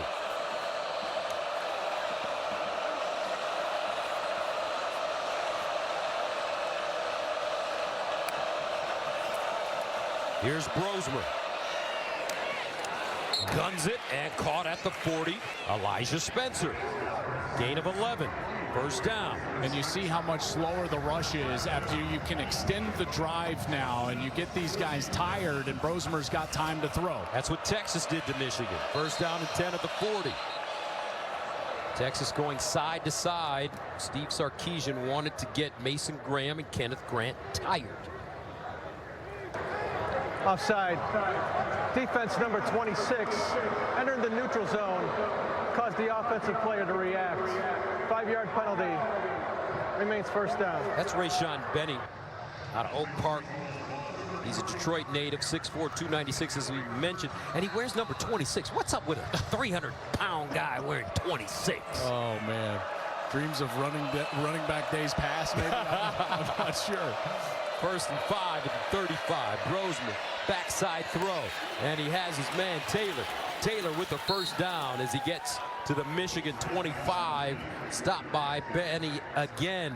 That'll take us to the end of the third. Fourth quarter coming up. Michigan, Minnesota. Creating financial security for nearly 160 years. Well, this Michigan team have been able to be effective running the football today. Khalil Mullings right off the bat in their first possession. They're able to get into the end zone. The defense has forced a couple of turnovers. Zeke Berry, that led to a touchdown. Mullings again from 1 yard out. He found the end zone. Special teams has chimed in as well. Good block punt there. Christian Balvin recovers, and that allowed Alex Orji find Tyler Morris. Beautiful little touchdown on the outside, but Minnesota driving a little bit here. They're down 3 possessions, and this offensive series has been their best offensive series, really, of the entire game. Brosmer 5 for 5 on this drive. First down and 10 at the 26. Brosmer, play fake, sets up, wants to run it, and he'll slide down at the 20, just short of the 20. You know, you can see that this tempo has given Michigan problems, so they increase the tempo. They're going much faster as an offense, and then the screen pass has been really effective for them on this series. 2nd and 6. Brosmer. That one deflected, line of scrimmage incomplete. I'll tell you, Kenneth Grant is one of the best that I've ever seen for a young defensive lineman at having the instincts and the timing to get up and get his hands on the football. And he does it again here. He's being double teamed here from his tackle spot, and yet he still understands when the ball is about to be thrown, and he gets that hand up there and bats it away. Terrific job.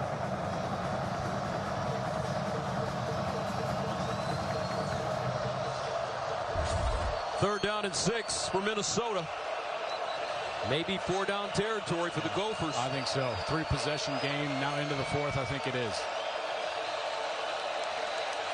And some movement on that Minnesota offensive line. Offense number 77. 5-yard penalty. Remains third down. Just a little bit of a flinch there, and now they're going to be way backed up. There's the flinch by Quinn Carroll, 77, the right tackle. And, you know, if you're Minnesota, you might not have to get the entire first down here. So if you're the quarterback, Max Brosmer, a completion short of the chains is okay if you know that you're in 4-down territory. What you'd want to do is get in position to be 4th and 4 or fewer.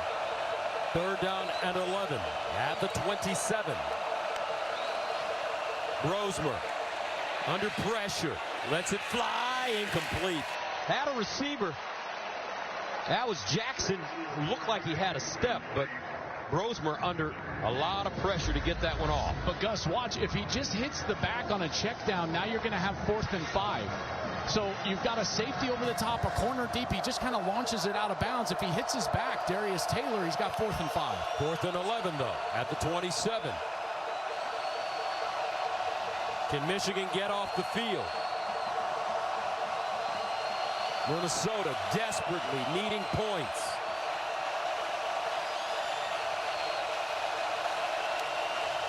Brosmer needs 11.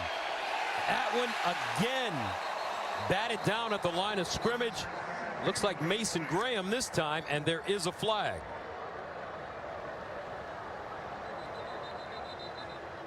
I think they're going to get Graham maybe hands to the face. Personal foul. Hands to the face. Defense number 55. The penalty is half the distance to the goal. Automatic first down. He bails him out here, so he's being double teamed, and he's trying to get that bull rush. Watch this right hand, and it goes right up there to the neck, and then he goes up and bats the ball down. I mean, he's a tremendous force in there. He's being double teamed, but that hand definitely up high, and Wink Martindale doesn't like it. And with Grant and Graham, just watch, folks, as that pocket goes backwards for Minnesota. This guy's getting so much push. First down, though, for the Gophers at the 13. Start of the 4th quarter. This could give them new life if they can score. Brosmer. And he finds his man at the first down marker. Nice job. This time, it's Rockington. Great timing, and now quickly up to the line of scrimmage. First down and goal. Brosmer. The handoff. Taylor. Touchdown, Gophers. So Minnesota speeds up their tempo, and they punch it into the end zone for the first time today. Great block on the outside by 87, Callerup. He seals the edge against Derek Moore, and Darius Taylor curves his way into the end zone. What a beautiful series, taking advantage of that penalty on 4th down from Mason Graham, getting into the end zone. They desperately needed it, and they got it. Kasich will come in to attempt the extra point. And it's good. Minnesota, 12 plays, covering 76 yards. They eat up 3 minutes and 59 seconds, so 4 minutes. And the Gophers showing some signs. I feel great about that. They increased the tempo. Okay, so they went a little faster, got that defensive line tired. The pass rush wasn't as effective. They get some first downs and then took advantage of that penalty on Michigan and punched it into the end zone. And now there's a little pressure on this Michigan offense now to go out there and sustain a drive after their defense just saw a 12-play drive from the Gophers. I remember that all started with the interception thrown by Alex Orji. So we'll see where his confidence is as he comes back on the field. Here's today's Aflac Trivia question, sponsored by Aflac. Get help with expenses health insurance doesn't cover with Aflac. Since 2000, which power conference team has the most wins when passing for less than 100 yards? That's a tough one. Do you know? It's got to be Iowa. Ooh. Or Michigan. Ooh. I think Michigan, First down to 10. You know what? I'm thinking of all the academies. They're not power conference. Georgia Tech ran the ball, ran the triple option with Paul Johnson for years. Oh my goodness, Joe. There we go. You are good, bro. You saw it before. Huh? You saw it, didn't you? They don't say that it's our truck's goal every week to make me look stupid. Really? So yeah, it's not hard usually, but as they say in the SEC, if you ain't cheating, you ain't trying. 2nd and 2 at the 33. Mullen.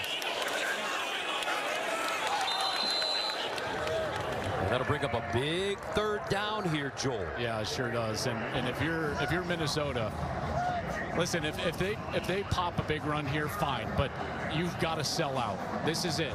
If you're Minnesota, you send everybody at the line of scrimmage.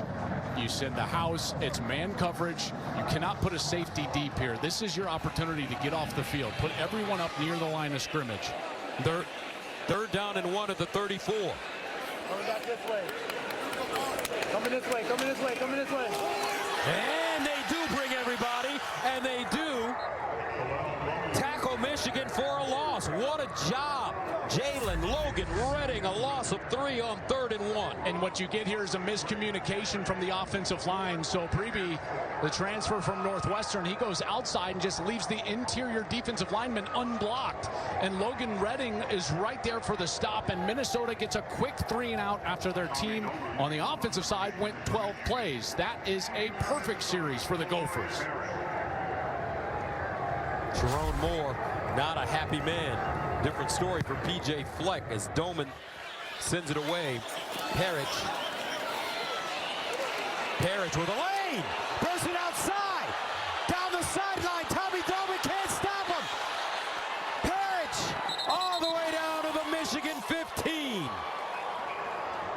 Coy Parrish, what a run.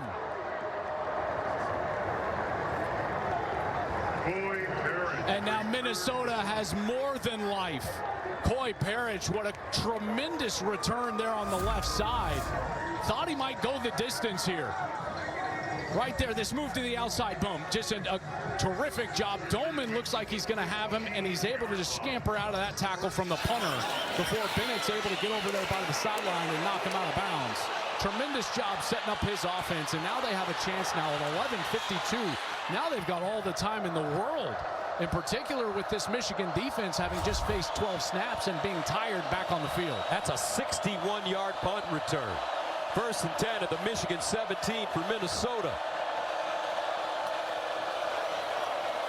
They'll throw it underneath, and it's caught. Elijah Spencer leaping forward after the reception. Hausman with the tackle. And he's close to the 1st down, but it'll be 2nd down. Minnesota quickly to the line of scrimmage. This has been giving Michigan some problems. Brosmer hands it off. Straight ahead. Taylor. And why has this quick tempo caused Michigan some problems? Well, one, because they don't have a ton of depth. And so when you can get them tired, their effectiveness drops way down. And right now, the starter's not even on the field in the interior of that defensive line for Michigan. And so if you're Minnesota, keep them on the sideline. Go fast, don't substitute. Another handoff. Taylor running. Touchdown. Gophers. Wow. How about this? Minnesota has found Michigan's Achilles heel, and they're making them pay. This is just a great physical run from Darius Taylor, and this is a kid that I've been very impressed with during the course of last year, his true freshman season, and then now early this season, and just the physical finish at the end there at the goal line, getting into the paint, and Michigan is just back with authority. Minnesota, excuse me. Minnesota with 2 touchdowns in 2 minutes and 56 seconds. 24-17. We've got a game now, folks. 11:05 to go in the 4th. Gophers have figured some things out. Michigan backpedaling.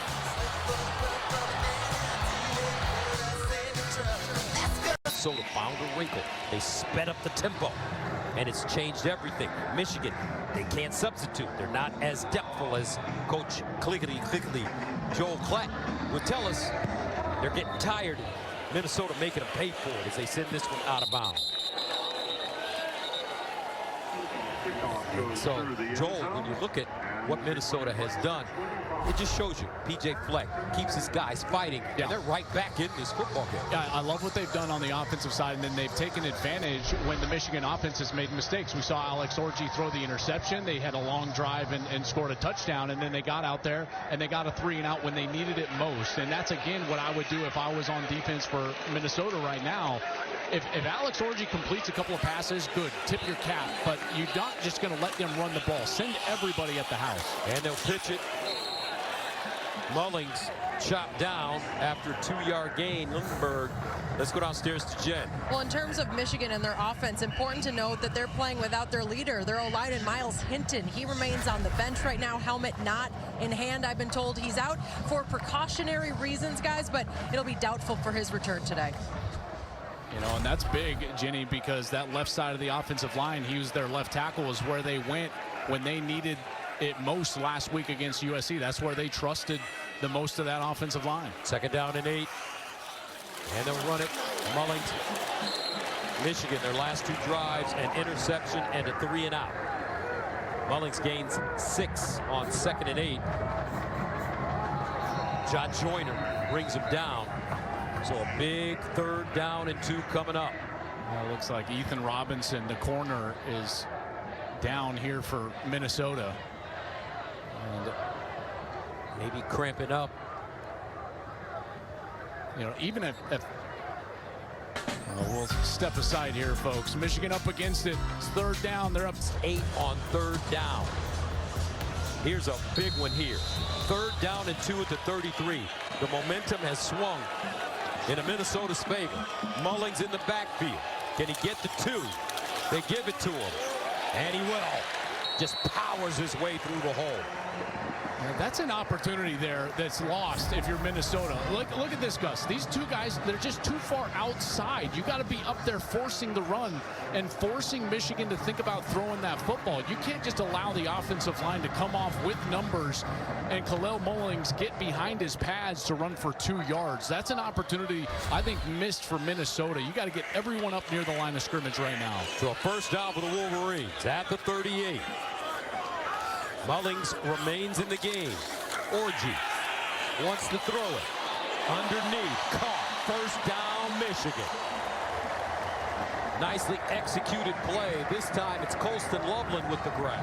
Yeah, and a great job by Orji of manipulating the pocket. So watch as he drops back here to throw, and then he's just going to get himself up in the pocket as that rush showed up, and he kept his eyes down the field in order to complete it to Loveland, and they moved the chains. Leather helmet. Nice look. Orji, 10 of 16, 86 yards, a touchdown, and a pick. His longest pass, 16 yards. He'll pitch it. Mullings, tackle for a loss. They just gobbled him up quickly. In the backfield, Baranowski still down, though, after making the play. He did a great job reading that little toss and came flying in from that middle linebacker spot. And he was the one in first contact with Mullings. And then just kind of immediately laid down. There's the contact from Mullings, and as he goes down right here, it looks like Mullings might have just kind of fallen right on him.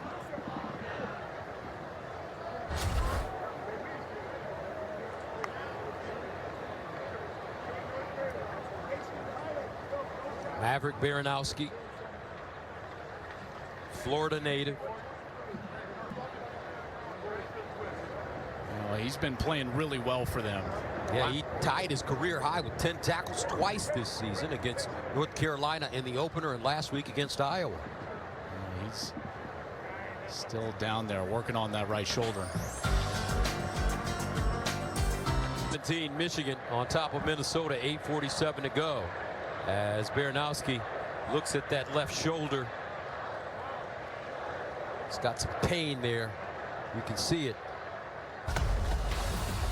You take a look at how Minnesota started to get back in this game. It started with the turnover. And you're able to get that pick. And then on a 4th down and 11, it looks like Michigan's getting off the field, but a hands to the face on Mason Graham leads to a touchdown. Darius Taylor, 3-yard TD. The defense would get a 3-and-out, and on the ensuing punt, Coy Parrish, 60-yard punt return. He's a guy that they really love. He was a top 100 player nationally. He's a top 5 safety in the class, just a true freshman. And he set up Darius Taylor, who Gus is a Detroit native. And he's had a game here in the second half. Darius Taylor wanted to be recruited by Michigan, wasn't. Minnesota was on him early. Michigan came in late in his recruiting process. He stuck with his commitment to P.J. Fleck in Minnesota. He's a Gopher now, and he's coming to the big house. You can imagine just how motivated he is today. His numbers haven't been huge, but in the second half, boy, he's been effective running the football with those 2 touchdowns. Out of Walled Lake Western High School. 2nd down and 11 at the 48 for Michigan. Mullings. Stood up. Stays on his feet. Hard to bring that man down. An 8-yard gain. Gus, if I'm Minnesota right now, I'm thinking about the play caller for Michigan, and I'm thinking to myself, who does he trust? There's really 2 things he trusts in this offense. I think P.J. Fleck's got to take away Colston Loveland, the tight end, and he's got to take away the run game. If Loveland's not on the field, everybody's got to be focused on the run game. You play man-to-man against everybody else. There's Kirk Campbell, the offensive play caller for Michigan. I'm playing 0 coverage. That means man-to-man, no safety on everybody other than Colston Loveland, and everybody else has got to be focused on the run. This is far too safe a coverage right now for Minnesota. They can just run the ball. 3rd down and 3. They run it. 1st down, Mullings. As you mentioned, partner, Kalel Mullings gets to the 30, a 10-yard gain on 3rd down and 3. Well, when you get safeties back like that, you can block everybody in the run front, and they have to stop the run. You know that Michigan is going to dial up the run. That's a nice block by Marlon Klein, the tight end, and it's just too easy of a run for Kalel Mullings to move the chains and give you a fresh set. Mullings, 20 carries, 87 yards. 1st down and 10 at the 30. These guys have got to come down. Edwards in motion. Orji. And that one deflected, incomplete. Orji double clutched that football as Ja Joyner had pressure on him. And that's not what you want to do if you're Michigan, is get into a situation where Alex Orji is patting the football. You know, and the defensive coordinator for Minnesota is Corey Heatherman. He's in his 1st year. They've got 2 shutouts on the year, granted against Rhode Island and Nevada. But this is a defense that was very good the last couple of years, took a step back last season, and he's trying to rebound here with the Gophers. 2nd and 10 at the 30-yard line. Mullings with the lane. Mullings on the move. Mullings all the way down to the 1. But a flag on the play.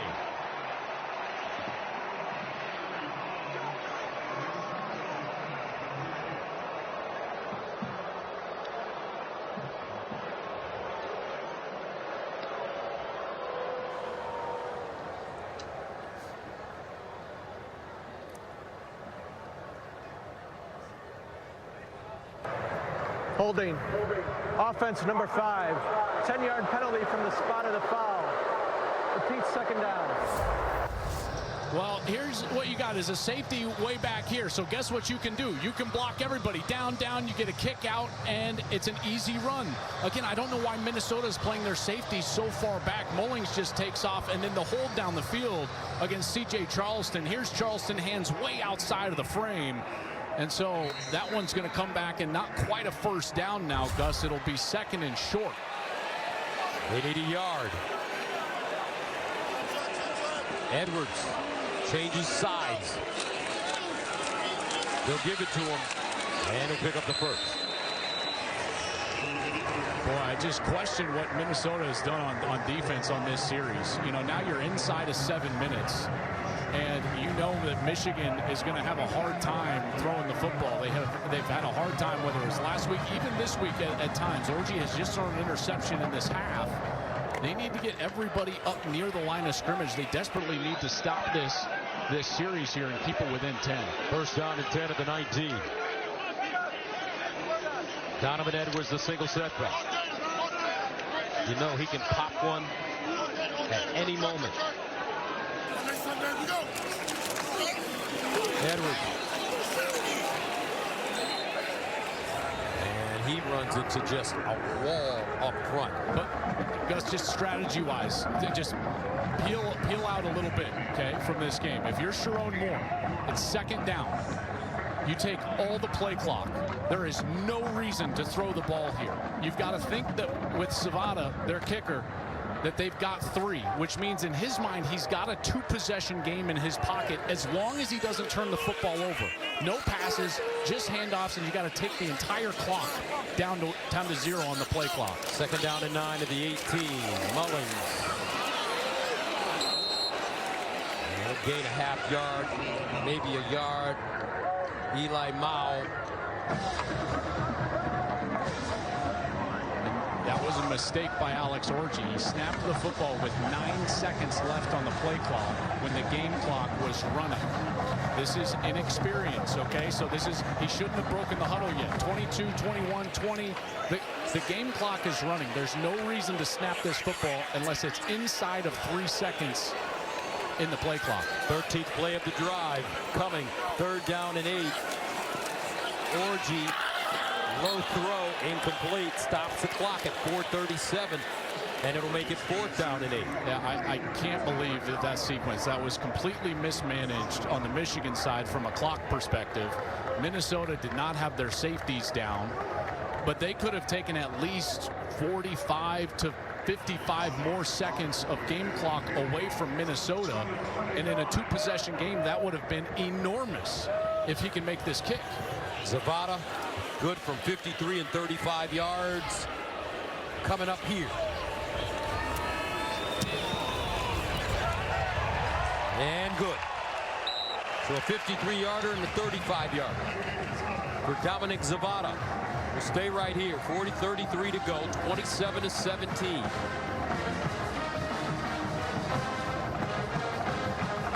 Now it's going to be Brosmer and this Minnesota offense that has had a rhythm here in the fourth quarter. And Gus, we've touched on it.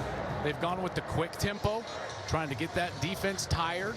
And specifically, when they can get Kenneth Grant and Mason Graham off the field in substitution, that's when they go really fast, and Minnesota doesn't substitute. That doesn't allow Michigan to get those 2 guys back on the field. So Wink Martindale is going to have quite an issue here. So how do you slow him down if you're Wink? You got to get him in the first 3 snaps. You see that? So now the first 3 snaps of the entire series become the whole series. Because once that flywheel has started, now it's already in motion. So Wink Martindale is thinking about first down. How do I have a successful play on first down? What pressure do I have? What defensive look do I have that can get them behind the chains and slow their tempo down? This is what I love about football, is that it's all taking place right now. When we're all just waiting for the kickoff, the coaches are racking their brains with what play call they want to go with on the next snap. Doman sends it off. Parrish, who had the big punt return, back deep. He'll let it go into the end zone. So 4:33 to go. Fourth quarter. 27-17. Michigan. As Mason Graham and the Wolverines come back on defense. Minnesota has had success on first and second down, in particular in the second half, with their screen passes. If I was Minnesota, I would look at trying to get one of those screens run and play against the aggressive nature of the Michigan defensive front. They want to rush the quarterback. They want to get upfield. Darius Taylor into that short side of the field, number 1. This would be a great chance to get him in a screen pass here in the next couple of plays. First down and 10 of the 25. Taylor in the backfield. Brosmer off his back foot, completes it, and out of bounds. A 2-yard gain for Taylor as Hall throws him out of play. What they're getting in the coverage is a lot of zone coverage. So what you've seen in the second half is Minnesota has been able to connect on some of those curl routes and in-breaking routes, in particular from the outside wide receivers. 2nd and 8 at the 27.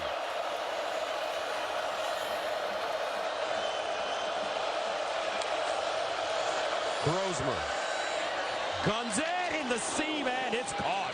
What a throw and catch. Elijah Spencer. He knew he was going to get hit, but he held on for a gain of 19. It's a terrific pass from Brosmer right down the seam, and he finds him right there, and there's the contact you were talking about. First down to the 46. Brosmer again to throw. In trouble. Brosmer, and he'll be tackled from behind. T.J. Guy.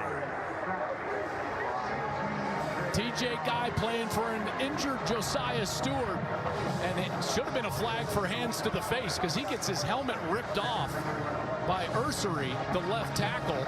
No flag came out. He still got the sack, but now he'll have to sit out a play because his helmet came off. How does a flag not come out there? 5th sack of the day for Michigan. 2nd and 12 at the 44.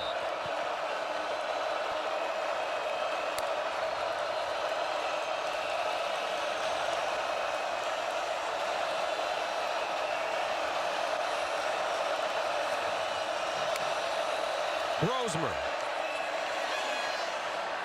Incomplete. Not necessarily sure who he was throwing that ball to.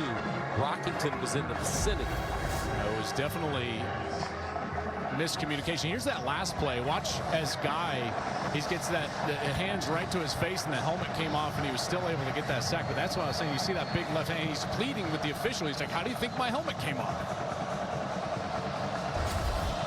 3rd down and 12 for Minnesota. This may be 4-down territory for P.J. Fleck and his team. Yeah, 2-possession game. There's no doubt it's 4-down territory. So they don't need all of it here. Brosmer over the middle, caught. And they'll get close to half of it as Barham makes the tackle on Darius Taylor after a 6-yard gain. And that's what I was talking about on the previous series. Remember, get half of it back, make the 4th down a much more manageable 4th down. And now it looks like they're going to take a timeout. With 3:03 to go. Minnesota now with 1 timeout left. Michigan has 2. Gotta like the way P.J. Fleck and his team have fought. That's the thing about Coach Fleck. He's got charisma, he's got enthusiasm, positivity. He's a winner. And his team understands who they are. Wouldn't you say, like, the identity of the team, they know how they need to win. They're a disciplined group. You just know what you're going to get from Minnesota. They play really hard. They played a bad half of football last week against Iowa. I thought they probably should have beat North Carolina. They end up getting beat after having a lead at half against Iowa last week. So here they sit at 2-2. This is far better than a 2-2 football team, and we're seeing that fight here in the second half in the Big House. 4th down and 6 for the Gophers. Can they keep the chains moving is the question. Max Brosmer out of the gun. Here's Brosmer. Throws, and it's caught for a 1st down. Another great throw. Daniel Jackson with the catch. A gain of 12. They really left him uncovered. You saw I identified him right before that play. He's their best player on the outside, uncovered. Easy 1st down. 1st down at the 38. Max Brosmer hit as he throws, and incomplete. T.J. Guy with pressure. What Michigan is trying to do is, well, let's take a look at that 4th down play. And Brosmer, he had time, and Daniel Jackson, you can see, just sets down in the middle of that zone, and it's an easy completion right there for a conversion. Nail biter for the Wolverines now. 27-17, 2:41 to go. 2nd and 10 at the 38. Brosmer under pressure, gets it away. Spencer makes a nice move after the catch. And he'll gain 6. Barham with the tackle. We'd love to get this conversion before this 2-minute timeout. They'll go quickly here, try to convert on 3rd. 3rd and 4 at the 32.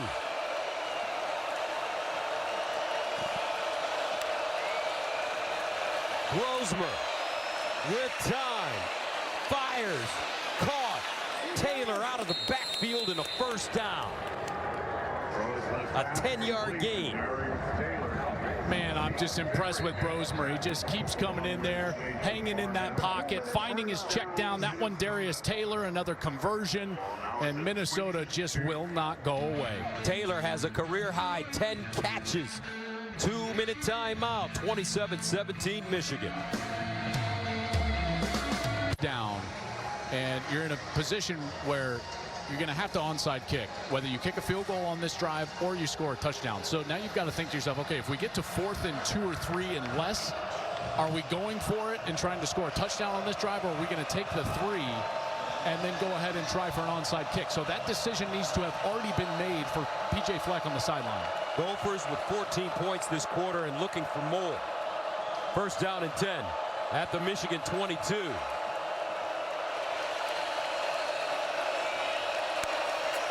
Max Brosmer, he's been hot. Incomplete this time. Darius Taylor out of the backfield, the target. From the Michigan perspective, Gus, the only thing that they cannot do is allow a quick touchdown. So I would not expect to see any sort of aggressive blitz from man coverage where you're leaving one Wolverine in a one-on-one situation. I would expect to see zone coverage. If you're Minnesota, you've got to expect the zone coverage and call curl routes, in-breaking routes to the middle of the field. Minnesota with 1 timeout left, Michigan with 2. 2nd and 10. Under 2 minutes of play here in the 4th. Max Brosmer hit as he throws, incomplete. Looking for his tight end, Callera. That one thrown high. And Michigan runs man coverage there. I tell you, this is just hard to get up after you get hit in the chest by Mason Graham right there, right after he throws it. But he's trying to get himself up off the turf. But Callera had an opportunity at that ball because it was man coverage. I'm shocked that Michigan win man coverage. That's the only thing they cannot do right here is give up a quick touchdown. 3rd down and 10 at the 22.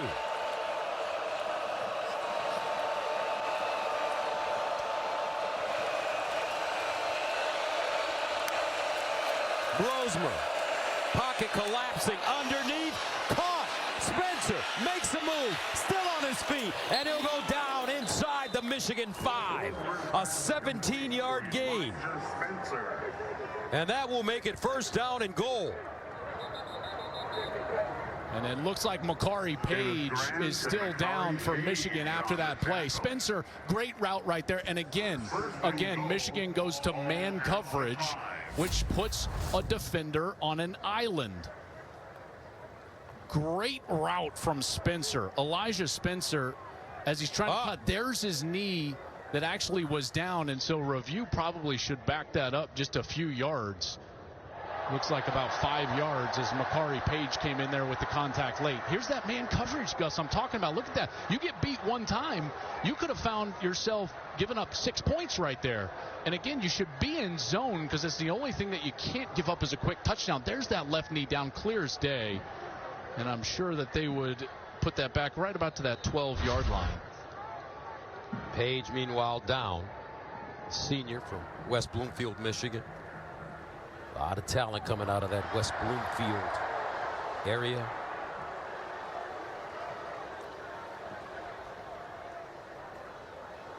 Donovan Edwards out of West Bloomfield, as well as Samaj Morgan.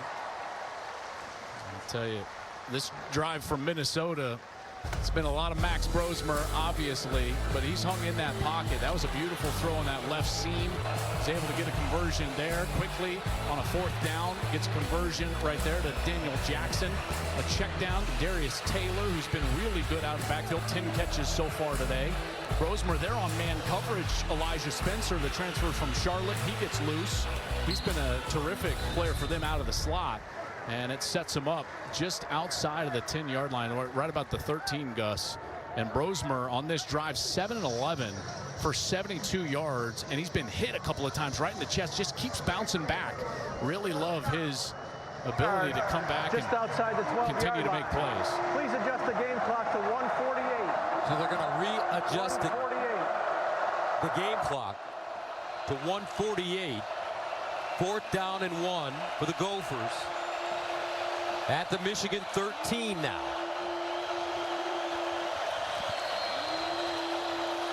Darius Taylor in the backfield.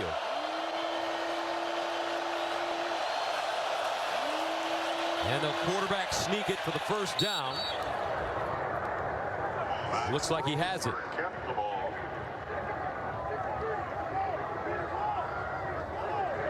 And now they got to go quickly here. Back to the line of scrimmage. 1:45 to go. Gus, this whole series, they've been able to save that timeout as well. So Minnesota in a decent position. Right now, the officials don't know, from what I see, if it is a first down. They haven't signaled that it's a first down yet, so they're going to measure. How about Minnesota, though? They have definitely hung in there, fought back against a top 20 team. PJ Fleck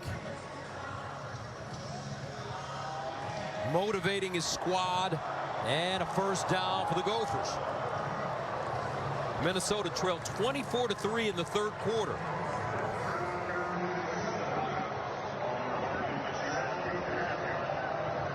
It looked like all Michigan until that interception from Orji, and Minnesota has just poured it on ever since. Up-tempo offense has worked brilliantly for the Gophers. Well, Gus, it looks like they're going to be in man defense again here. First down and 10 at the 12. Keep your eye on number 11. Brosman in the end zone. Woo! What a catch! Daniel Jackson, no, they say incomplete. Flag on the play.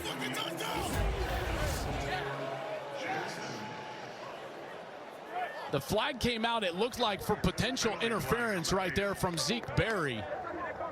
Oh my goodness, that's a touchdown to me, Joel. I don't know. It looks like he secured out it. of bounds. Pass interference. Defense. The ball will be placed at the 2-yard line. Automatic first down.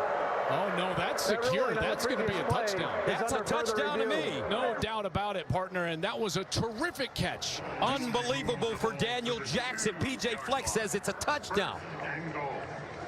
And that is the second straight time that we've been doing a Minnesota game with Daniel Jackson makes an incredible catch in the end zone. Did it last year in the first game against Nebraska, and this one, it sure looks like he's got control, and then partner a foot and a knee in the end zone. Let's go to Mikey Rulebooks, our rules analyst. Mike Pereira, your thoughts? I think we're three for three. I agree with you. I think the back judge has to make the interference call, which was a good call. So maybe loses track of getting that foot and shin down. But to me, you're going to see a little bit of lack of control there. Now he gets control, and you're going to see the After foot drag, review, the ball was caught in the end zone. Touchdown. Touchdown, Minnesota. Thank you, Mike. We'll join you later. But the Gophers right back in this game. Unbelievable catch by Daniel Jackson. The third touchdown this quarter for Minnesota. And he didn't have any sort of control as he's being turned by Zeke Berry, and he's able to maintain concentration and get control of that ball, knowing where his body is. I tell you, that was sensational stuff right there. Kasich trying to make it a 3-point game. And he does. So how about this? The Golden Gophers storming their way back into this game. How about this catch? Beautiful ball. Oh, look at that. Woo! You remember that catch against Nebraska last year, right? Yes, I do. I mean, this guy is making highlight reel grabs for us here on Fox, and Minnesota is now in a position. Let's look back. Let's go. So this is it. Nebraska last year, August 3rd. I still can't believe that was the catch. Look at that. That left toe drag.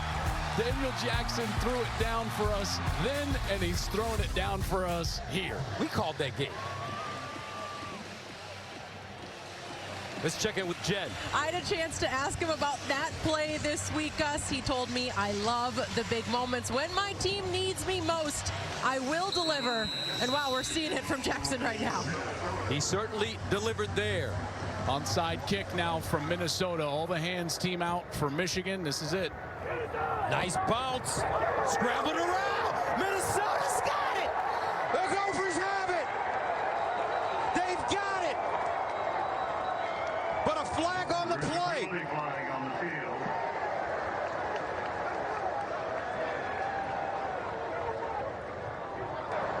Offside.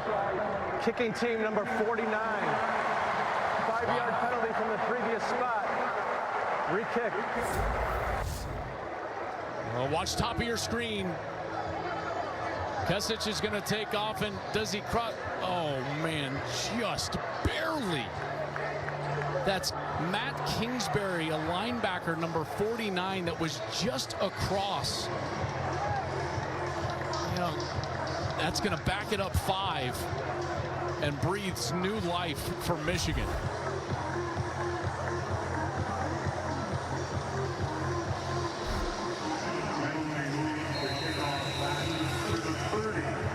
So they'll do it again.